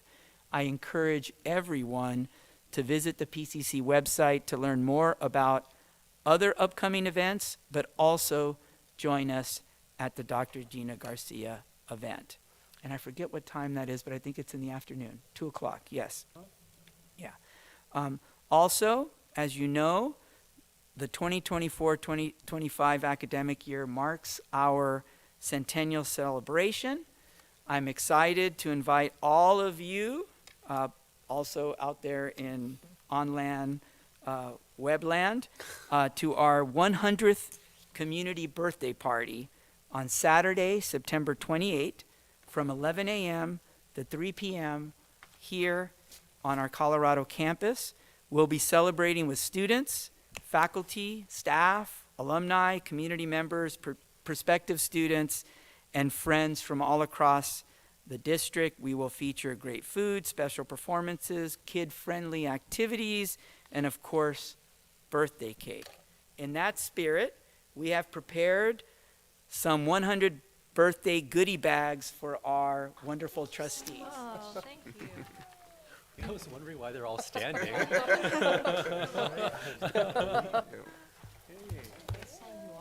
birthday's coming up, too. Oh, thank you. You just covered my birthday, too. We were going to have a piñata, but risk management said that probably wouldn't be wise. Thank you very much. Inside, you will find postcard invitations to spread the word about our 100th birthday party, Pasadena City College pins, and a special Centennial polo shirt. If you need more invitations, please let us know. We can get you some more. Additionally, on Thursday, September 26th at noon, the PCC community will be gathering on the field at Robinson Stadium to take an aerial photo in the shape of a 100. We hope to see everyone there. We'll return at a future meeting to provide an update about all of our other centennial plans. Finally, well, anyway, did they, if there's an, those are nice shirts. Very nice. Huh? I said I wasn't paying attention. Look at the gifts later. Yeah, you can look at the gifts later, but if there's an issue that's just, if it Want to make does, sure I have the right size, that's what. you wanted The size is perfect. The the size is perfect. athletic fit, right? Y'all know I'm big. The That's fine. celebration starts now. That's right. The celebration right starts here. now. Thank you. Now, I want to take it down a bit. I want to take a moment to honor a member of our PCC family who passed away last month. Mabel Duncan retired as a faculty member from PCC in 2008, and she passed away August 5th at the age of 95. That's a Lancer for life. Mabel's family moved to Pasadena in 1920, and they were the first black family to join the St. Andrew's Catholic Church parish. She was a lifelong Pasadena resident, attending Pasadena area schools and PCC before transferring to California State University and later receiving a master's degree from USC. Mabel had a long career as a speech therapist and a teacher before her retirement. On behalf of her niece, Bridget Northworthy, who works in our Fiscal Services Department, I would like to ask that we adjourn tonight's meeting in memory of Mabel Duncan. Absolutely. That concludes my report. Thank you. Thank you. Thank you, Dr. Gomez. We will now move to announcements by shared governance representatives and the Board of Trustees. We'll certainly begin first with Mr. President of the Associated Students, Alfredo Martinez. Thank you. Good evening. The board would like to report we had a successful welcome week introducing students to PCC. We also hosted Club Rush yesterday and today. And in particular, I wanted to give a big thanks to our Executive Vice President, Sadil Quater, for organizing Club Rush, and a special thanks to Dean Alexander and her team for collaborating with associate students for today's conjoined event, Club Cella. It was a great success and amazing way to connect with our students. I also just wanted to thank the trustees who came out to both Welcome Week and Club Cella, respectively. I also wanted to recognize that this is HSI Week, as we PCC are a proud Hispanic serving institution. And just to highlight, next week will also mark the start of our Hispanic Heritage Month and all the festivities that come with it. Next week, on September 17th, Our Vice President of External Affairs will host Constitution Day out in the quad from 10 to 2 p.m. I just also wanted to emphasize that soon after, on September 19th, we will have Dr. Gina A. Garcia, an HSI scholar, activist, on a student-led discussion hosted by our student advisory people in the Wi-Fi lounge from 12 to 1 p.m., specifically for our students here at PCC. This is just a great way for our student population to learn more about HSIs. And later on October 4th, our VP of Campus Activities will host a movie night. And just to note this as well, I wanted to make a special thank you to all the student workers in their respective departments, such as Pathways, the Success Centers, and more, because they always assist heavily to helping our students prosper. And that concludes my report. Thank you. I have just one question for you, sir. In the past, I know there were like staff, faculty, student mixers for particular affinity groups. Will that be happening again? You know what I'm referring to? Yes? So it will be happening in the future, so, yeah? Okay, thank you. Thanks. Awesome. Classified Senate, Ms. Odimo. Good evening. Welcome all back to a very hot start to the fall semester 24-25 school year. We'd like to give a shout out to all the enrollment services who have been working with the new and returning students who have been lining the hallways in the L building and also the V building. Thank you for your patience, consideration, and professionalism in serving our students. Thank you to all academic management and classified staff who served the What Huts at the beginning of the fall semester, helping our students find their way around campus and answering questions. And I also want to shout out to Miriam, that she is always there doing whatever is needed to make it a success. The heavy lifting, the talking to the students. So I just wanted to make sure that's recognized, that she's always there for us.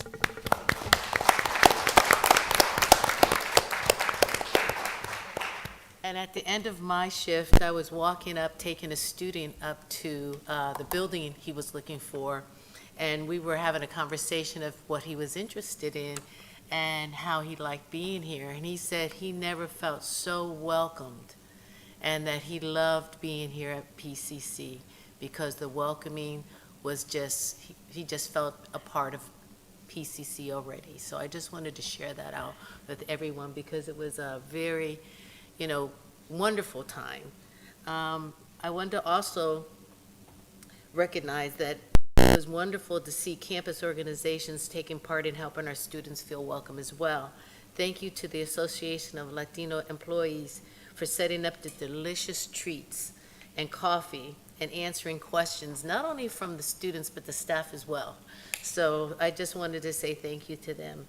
It was a pleasure to have Superintendent President Gomez and Board of Trustee President Wong meet with the Classified Senate. We look forward to having more collaborations with you. The past 2 days, the quad was crowded, and with our students visiting all the clubs and universities, it was nice to see President Wong out there visiting the events, mingling with the students, and showing such interest in our students and campus activities. Thank you. And also, Trustee, forgive me, Gibson. Yes, I'm tired. It's been a long day. So thank you. It's always refreshing to see you out on the campus and mingling around because the students see you and they see that you have an interest in them, and that's important. Classified Senate would like to welcome the new classified staff to PCC. Ara Al-Jabari and Bridget Nolte as job developers with LA Regional Consortium. Anna Burnell as LGBTQIA Student Success Specialist with Institutional Equity, Diversity, and Justice. And India Lovett as Accountant in Student Business Services. Last but not least, Classified Senate would like to take a moment to recognize the significance of today, 9/11, and let those who lost loved ones know that we have not forgotten. This concludes my report. Thank you. Thank you. Thank you very much. We'll now go to Mr. Altamirano for the Management Association. Right on, Aretha. Her report was long. You just wait. No, but in all seriousness, a heartfelt thank you to start off on behalf of the Management Association to Dr. Brenda Ivelis for her services to PCC and the passion in which she served. We wish her as well as she departs PCC. The MA welcomes Tyler Robbins to the management ranks as he begins his new role as Supervisor of Police and Safety Services. We also want to recognize some of the work of our dedicated managers. As it was hinted earlier, for Dr. Jason Robinson and his team for hosting a successful professional development day and for establishing Aspire PCC. Aspire PCC is college's year-long leadership institute that supports Lancers in building their theoretical knowledge and skill sets related to leadership. As was also hinted earlier, Dr. Mary Martunji and the many managers who help staff the Wet Huts, who help give guidance, friendly smiles, and support to new and continuing students during the first week of classes. To Dr. Ricardo Castillo, Dr. Tamika Alexander, and their respective teams for hosting a successful University Day Palooza and Clubcella, which from what I saw, as Dr. Gomez did as well, served many students who were able to connect with one another. I'd also like to recognize Bob, Brian, and Yuri in HR for leading and supporting their team in the hiring and onboarding of staff, faculty, and administrators through this summer to ensure PCC was ready to serve our students for this new academic year, and all of our instructional deans for helping build the schedules and serving, make sure that we're weighted, and staff rather, our classes, make sure we're to serve our students. Next, I'd like to thank David Hall and his team in financial aid, because you'll like this one, who to date has dispersed over $9 million in Pell Grant funds to nearly 7,000 students. In addition, financial aid is working with the Freeman Center to forge off-campus partnerships with local tutoring agencies as placements for federal work-study students. This is the first time since COVID that we will be able to offer off-campus community service jobs to federal work-study students. Quay Dang, in addition to other managers, faculty, and staff, who, as Dr. Gomez listed, have established HSI Alianza, whose mission is Somos PCC, a proud Hispanic serving institution that embraces and empowers our Latina estudiantes, familias, comunidad, y cultura. With the support and guidance of HSI Alianza and the Association of Latino Employees, HSI Week had a solid start, and Latina Heritage Month is looking even more promising with 2 events to highlight. First one, Trustee Aragon, is Latina Staff and Student Mixer in Krevling Lounge on Tuesday, September 17th.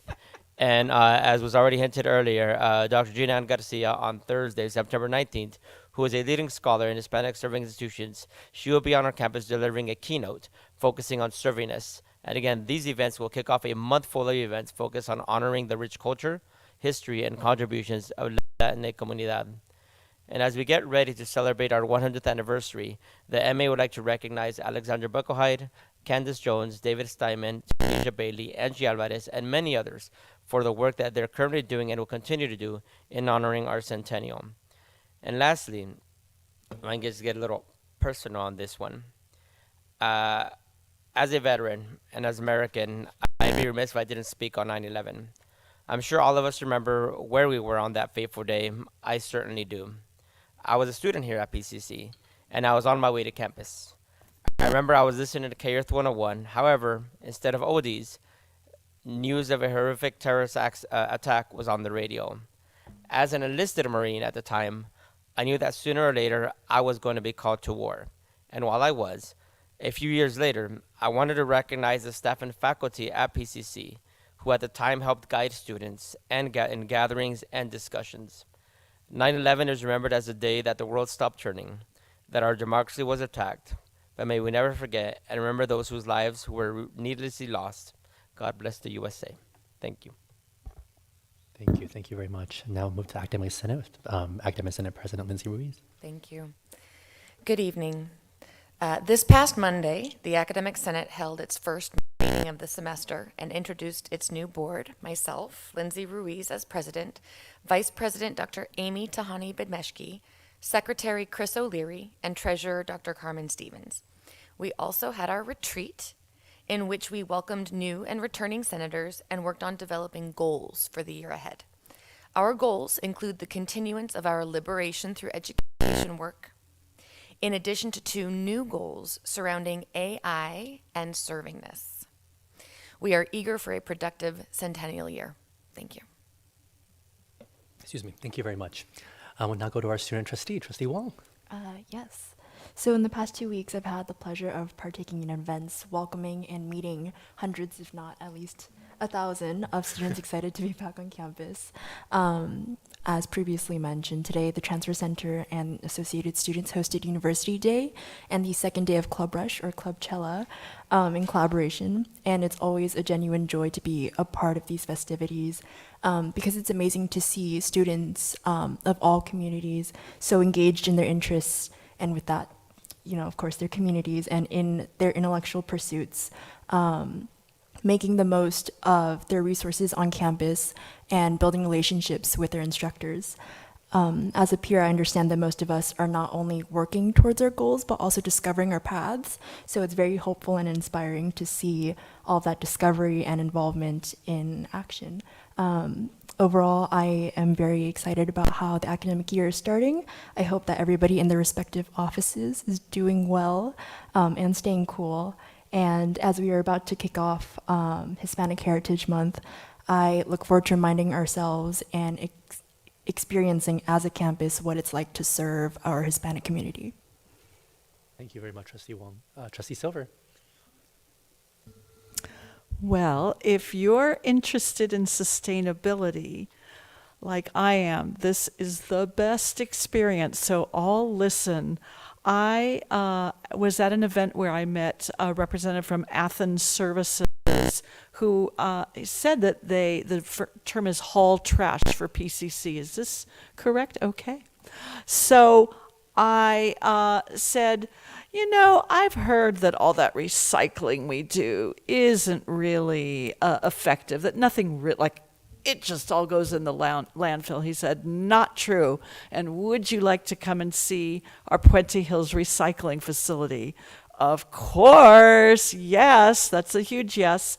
So I went out there, and I'm so glad that PCC and Athens are partners, because that recycling facility is a sight to see in a massive football field size building are mounds of recyclables that come in, that they use like a mini bulldozer to move, to conveyor belts that sort the trash, the recyclables to a great extent, that being cardboard and not paper like we use for copies, but cereal boxes, Amazon boxes, plastic containers, again, not plastic wrap or that flimsy style no, not the bags, but containers, metal. They love metal. That's very recyclable. Very interesting. There was one conveyor belt for the cardboard materials where shots of air pushed different weights of the cartons and the cardboard into different directions so they could be properly recycled.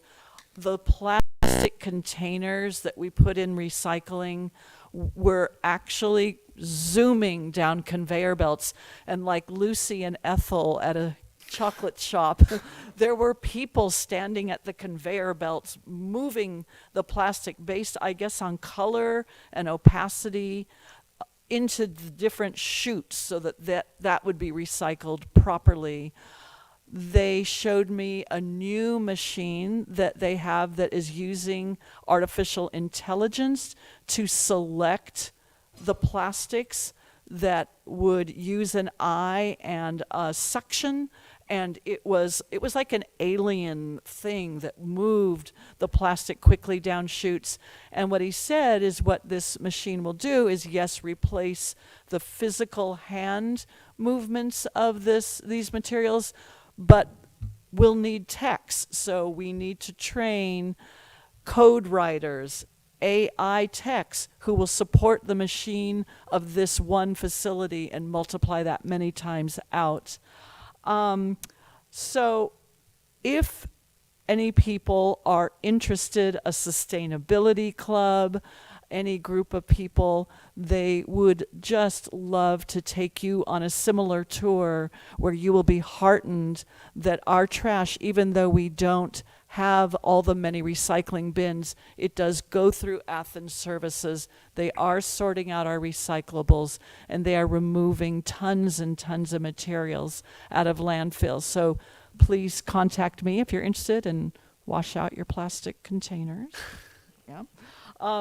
And then just another thing is that many of us trustees, so if I'm speaking and taking away your item, I'll just speak quickly. We went to PCC summer internship celebration, and we celebrated the first cohort of paid internships. And what I wanted to emphasize here is, while we think, okay, paid, of course, well, because we think the employer is paying. Well, what PCC did is we paid the students. We gave them a stipend to organizations to hire our students for a 6 or 8 week program, and we sent our students to top quality organizations like the Huntington, the Pasadena Chamber of Commerce, the Rose Bowl, City of Pasadena Economic Development. So I want to give kudos to that expenditure of funds to support our students and the high quality internships that our staff found for our students. And that is all. That was a community excellence grant, actually, that helped fund that. The community excellence grant that helped fund that intern Pasadena program. So yes, in EWD and the work with the Career Center. Sorry, I just thought of that. I wanted to mention. We'll now go to Trustee Liu. Yeah. One, that's fantastic to hear about the recycling facility tour. Usually when I want to look at trash, I just look in the mirror. Oh no. Leading into my report, it's so exciting for the school year to start back up. I think the beginning of the school year is always the most exciting time. There's so much energy on campus, and that's only made possible by the hardworking staff, faculty, student leaders, and everyone on campus who's making that possible. And I love the concept of Clubcella. I hear Frank Ocean skip Coachella to go to Clubcella instead. As part of the beginning of the school year, Dr. Gomez had mentioned the Professional Development Day. A couple of us were there and wanted to thank, in addition to the people who helped organize it, like Jason Robinson, I want to also thank the Pasadena Mayor, Mayor Victor Gordo, for coming to speak and sharing his story about how PCC helped him get to where he is today as an attorney and as mayor. In addition, Dr. Gomez and I recently went to the University Club's Education Foundation, where they awarded 2 scholarships to PCC students, recent graduates actually, one of whom flew all the way from Amherst College, now that she's transferred there, just to be able to speak to the people who helped fund the scholarship. So in addition to PCC having a wonderful PCC foundation, it's also wonderful when we have partners in the community who are also helping to fund scholarships for our students. In addition to that, Dr. Gomez, Vice President Jones, and I were able to speak at a joint luncheon between the Rosemead Chamber of Commerce and the South El Monte Chamber of Commerce. It was a well-attended event. They had the city manager from Rosemead, the chancellor for the El Monte Union High School District, some of their trustees, and a lot of the business and community leaders in the area. And it was exciting because a lot of them wanted to hear about our Rosemead satellite campus. There's been so much positive energy regarding that. We even had some of the commercial property owners that are going to be next to our future satellite campus, including a food hall that they're building, come and just express their excitement. So really excited to see that continue to grow that relationship, and want to thank Executive Director Ray Jan for putting that together from the Rosemead Chamber. And again, thank Dr. Gomez and Vice President Jones for spending their time that afternoon. 2 more things. One, before I started my job again, I was able to have a little bit of vacation time, so I dropped by Maui, and because I truly care about community colleges, I actually spent a day visiting the University of Hawaii Maui College, which is the community college serving the island of Maui. We love community colleges, and I was able to tour their Maui Food Innovation Center, which is focused on growing Hawaii's agribusiness and food entrepreneurship space. And it really just shows me that, you know, community colleges, no matter what their context is, their main goal is to service the local economy.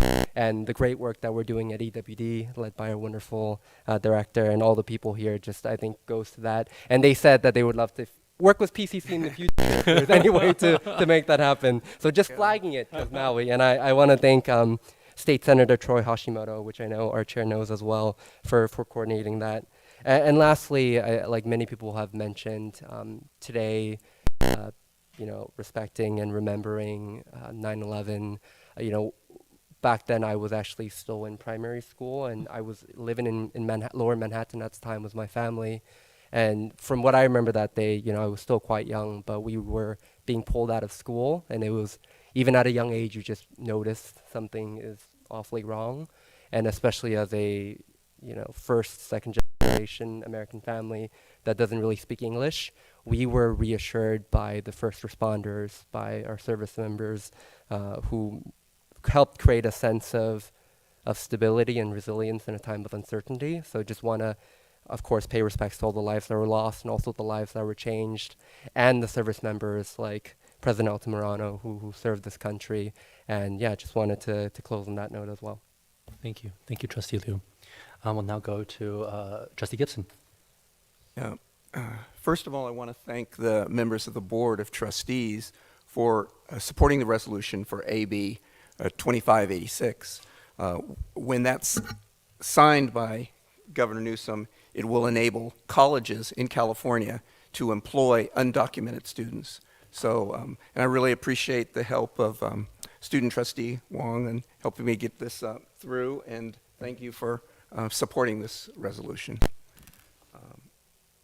I enjoyed the Alonzia breakfast. It was a great time with a fellow trustee, and we had the game, the Cahoots game, and I didn't know all the answers, so I learned some things about Latin history, so that was great.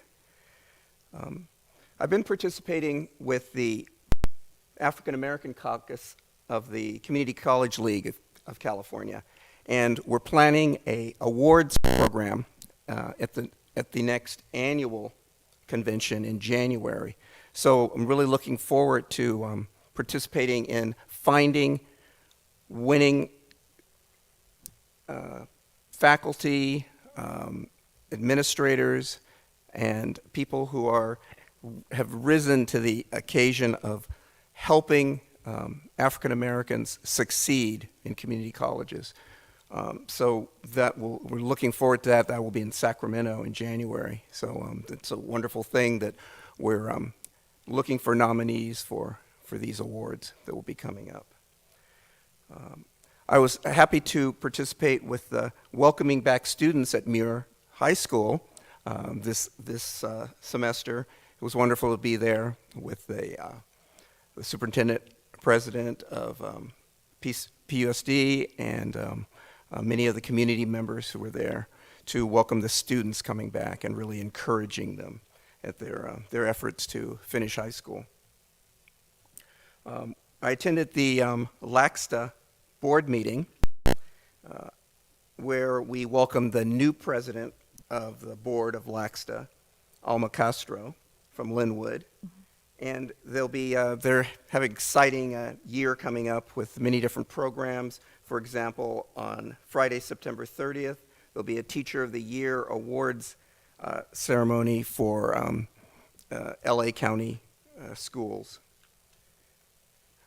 I want to announce an important forum that PCC is sponsoring here on campus on Saturday, September 21st. We'll be having a water forum on water policy and sustainability of how water is delivered in California and how we can all be more sustainable in the use of water. So I really appreciate the staff and administration at PCC of supporting this activity. So I encourage as many of you as possible to attend Saturday, September 21st in the morning. Assemblyman Member Chris Holden will be there. Senator Durazo will be there. And many other electeds and local officials will be joining us to learn about water policy and how we can do things better. So I hope that many of you can attend. So that concludes my report. Thank you, Trustee Gibson. Trustee Chen Lau? Sure. I will have a short report. I'd like to take this opportunity to welcome back all the students and their families to PCC. I had the pleasure of being on campus at an event in the library, and the library was packed. And you could feel the energy of students, and it was exciting to see them back return to campus. I also would like to take this opportunity to commend Chair Wang and also Facilities Chair Liu for their stewardship of the CWA agreement. It really heartens me to see the next generation of leadership who are so committed to the values and the beliefs of serving the community in such a meaningful way. So thank you both for what you've done to get us to this place with the CWA. Thank you. Thank you. Right. Trustee Kwong? I'd like to welcome everyone back and all the students back on campus, and looking forward to a very good and successful, fruitful year. Just this week, Drs. Gomez, Ramirez, and Jillian Beck and I had a very good lunch meeting with Dr. De La Torre and Dr. Richter at the San Marino Unified School District to engage in a collaborative, productive, solution-oriented meeting on how to enhance our partnership for service of students in a robust way. And I just thought it was a very good, productive meeting. Thank you. Trustee Aragon? Okay, great. Well, first off, I want to start off by saying my colleague, Trustee Liu, when we were both elected at the same time, you know, that you had a few fanaticos, as we say in Spanish, which means you had some fans. So you are a beautiful man. So just always remember that. Because they were giving you the attention and not me, but that's all good. Let the record reflect that, I guess? That's the reflector, is that, right? You know who they are. So I will just say that I also was able to attend the Institute Day, which I also refer to professional development, and I want to thank Victor Gordo for being there and setting the tone for the campus. Let's see, I have my notes here. I did attend the 9/11 ceremony this morning, so thank you for everyone that put that together. I really appreciate especially the words of Chief Machen and his talk about love and compassion, and I will just quote Dr. Reza Aslan, who talked about not allowing fear to divide us, because that's, you know, just get to know your neighbor. They may be different, but that's all good. Just don't fear each other, and let's go forward. Okay, I did get a chance to go through Club Week, so congratulations to our Student Affairs Division for putting that together and all the wonderful students that were out there. I look forward to what's going to be happening for, I will say, Raza Heritage, also known as Hispanic Heritage Month. So I look forward to those activities. I want to thank EOPS for their presentation and for the great shirt that's actually going to fit me. So thank you very much. I do wear those shirts. And the final reminder is that at this time next month, we'll know which team will win between Pasadena City College and Glendale College. And I just want to let you know I plan on playing. So I look forward to that. So please be involved if you want to play softball, and it'll be a good time. Yay, go, go, go. It's a great opportunity also to build collegiality between two great campuses. So thank you very much. And go. Here we go. We're going to win. Yes, there we go. The amount of humor on the dais today is really throwing me off, but I appreciate it. Thank you all. Welcome back. I wanted to just take a moment to also thank all of the staff and students who have worked so hard over the last few weeks to make sure that certainly all of our new students are guided and know where to go and how to access the tools and resources here on campus, and to feel that welcome and that support that is so important. That kind of like warm welcome that we have here at Pasadena City College is really, really special. And I know it's an incredible amount of work that goes into Welcome Week and all these activities. So thank you for all of that. I did have the opportunity to participate in the What Hut with VP Jones, Dean Trondraj, and a few other folks who are coming in and out. And I think this is my third time doing What Hut, and I realized that I still don't know where some things are on campus, which just goes to the breadth of our campus. So I always think of it as a learning experience for myself too, as I'm trying to point on a map to tell students where to go. But it really was great to feel that energy on campus, and as I always say, good to see the parking lots full because that means students are back. I also wanted to congratulate ASPCC, our transfer center, student affairs for the University de Palooza and Club Cella. Club Cella is such a catchy name. Let's just call it that from now on instead of Club Rush, because I will not forget Club Cella. But no, it was. I feel like every year Club Cella gets larger and larger, and every year there's more new clubs that I think really come out of the desire of our student body to experience our campus and fellowship and engagement on whatever their interests or our identities may be. So thank you all for that incredible work. I also wanted to thank the Classified Senate Board for taking the time to sit down, sharing their goals and thinking about ways how we can collaborate and move forward together as a community, certainly in our 100th year, but as Dr. Gomez also says, we want to think about our next 100 years as well, and these partnerships that we hold together as a community are just so important. And so I'm also really excited for PCC 100 and for this upcoming celebration, and I hope everybody will be able to join us on the 28th year on campus for this celebration to really begin the kickoff or continue the kickoff of the centennial year. I also wanted to mention that Latina Heritage Month certainly has a lot of exciting activities that I hope everybody can participate in. I certainly look forward to the talk next week, and I also wanted to mention, thank you, Mr. Tito, for this reminder to us that in honor of Latina Heritage Month, you please, when you're on campus, to also look in the quad to see some newly installed banners that also commemorate Latina Heritage Month. And last but not least, I wanted to take a moment of personal privilege to also recognize that last month, I, along with other LGBT elected officials here in LA County, launched the LA County Association of LGBT elected officials. I wanted to thank Assessor Jeff Prang, who helps lead our work and really are bringing us together. In fact, just this week, we kind of did our first educational activity by bringing together LGBT electeds to learn about some survey results that the Williams Institute at UCLA conducted to better understand the lived experiences of LGBTQ residents here in LA County. And so I wanted to thank him for his leadership, and I wanted to thank Supervisor Hilda Solis for swearing in our inaugural board. It was exciting to see a full room of folks dedicated and committed to the work that we do and the fellowship that this provides us all. So thank you all, and that concludes my report.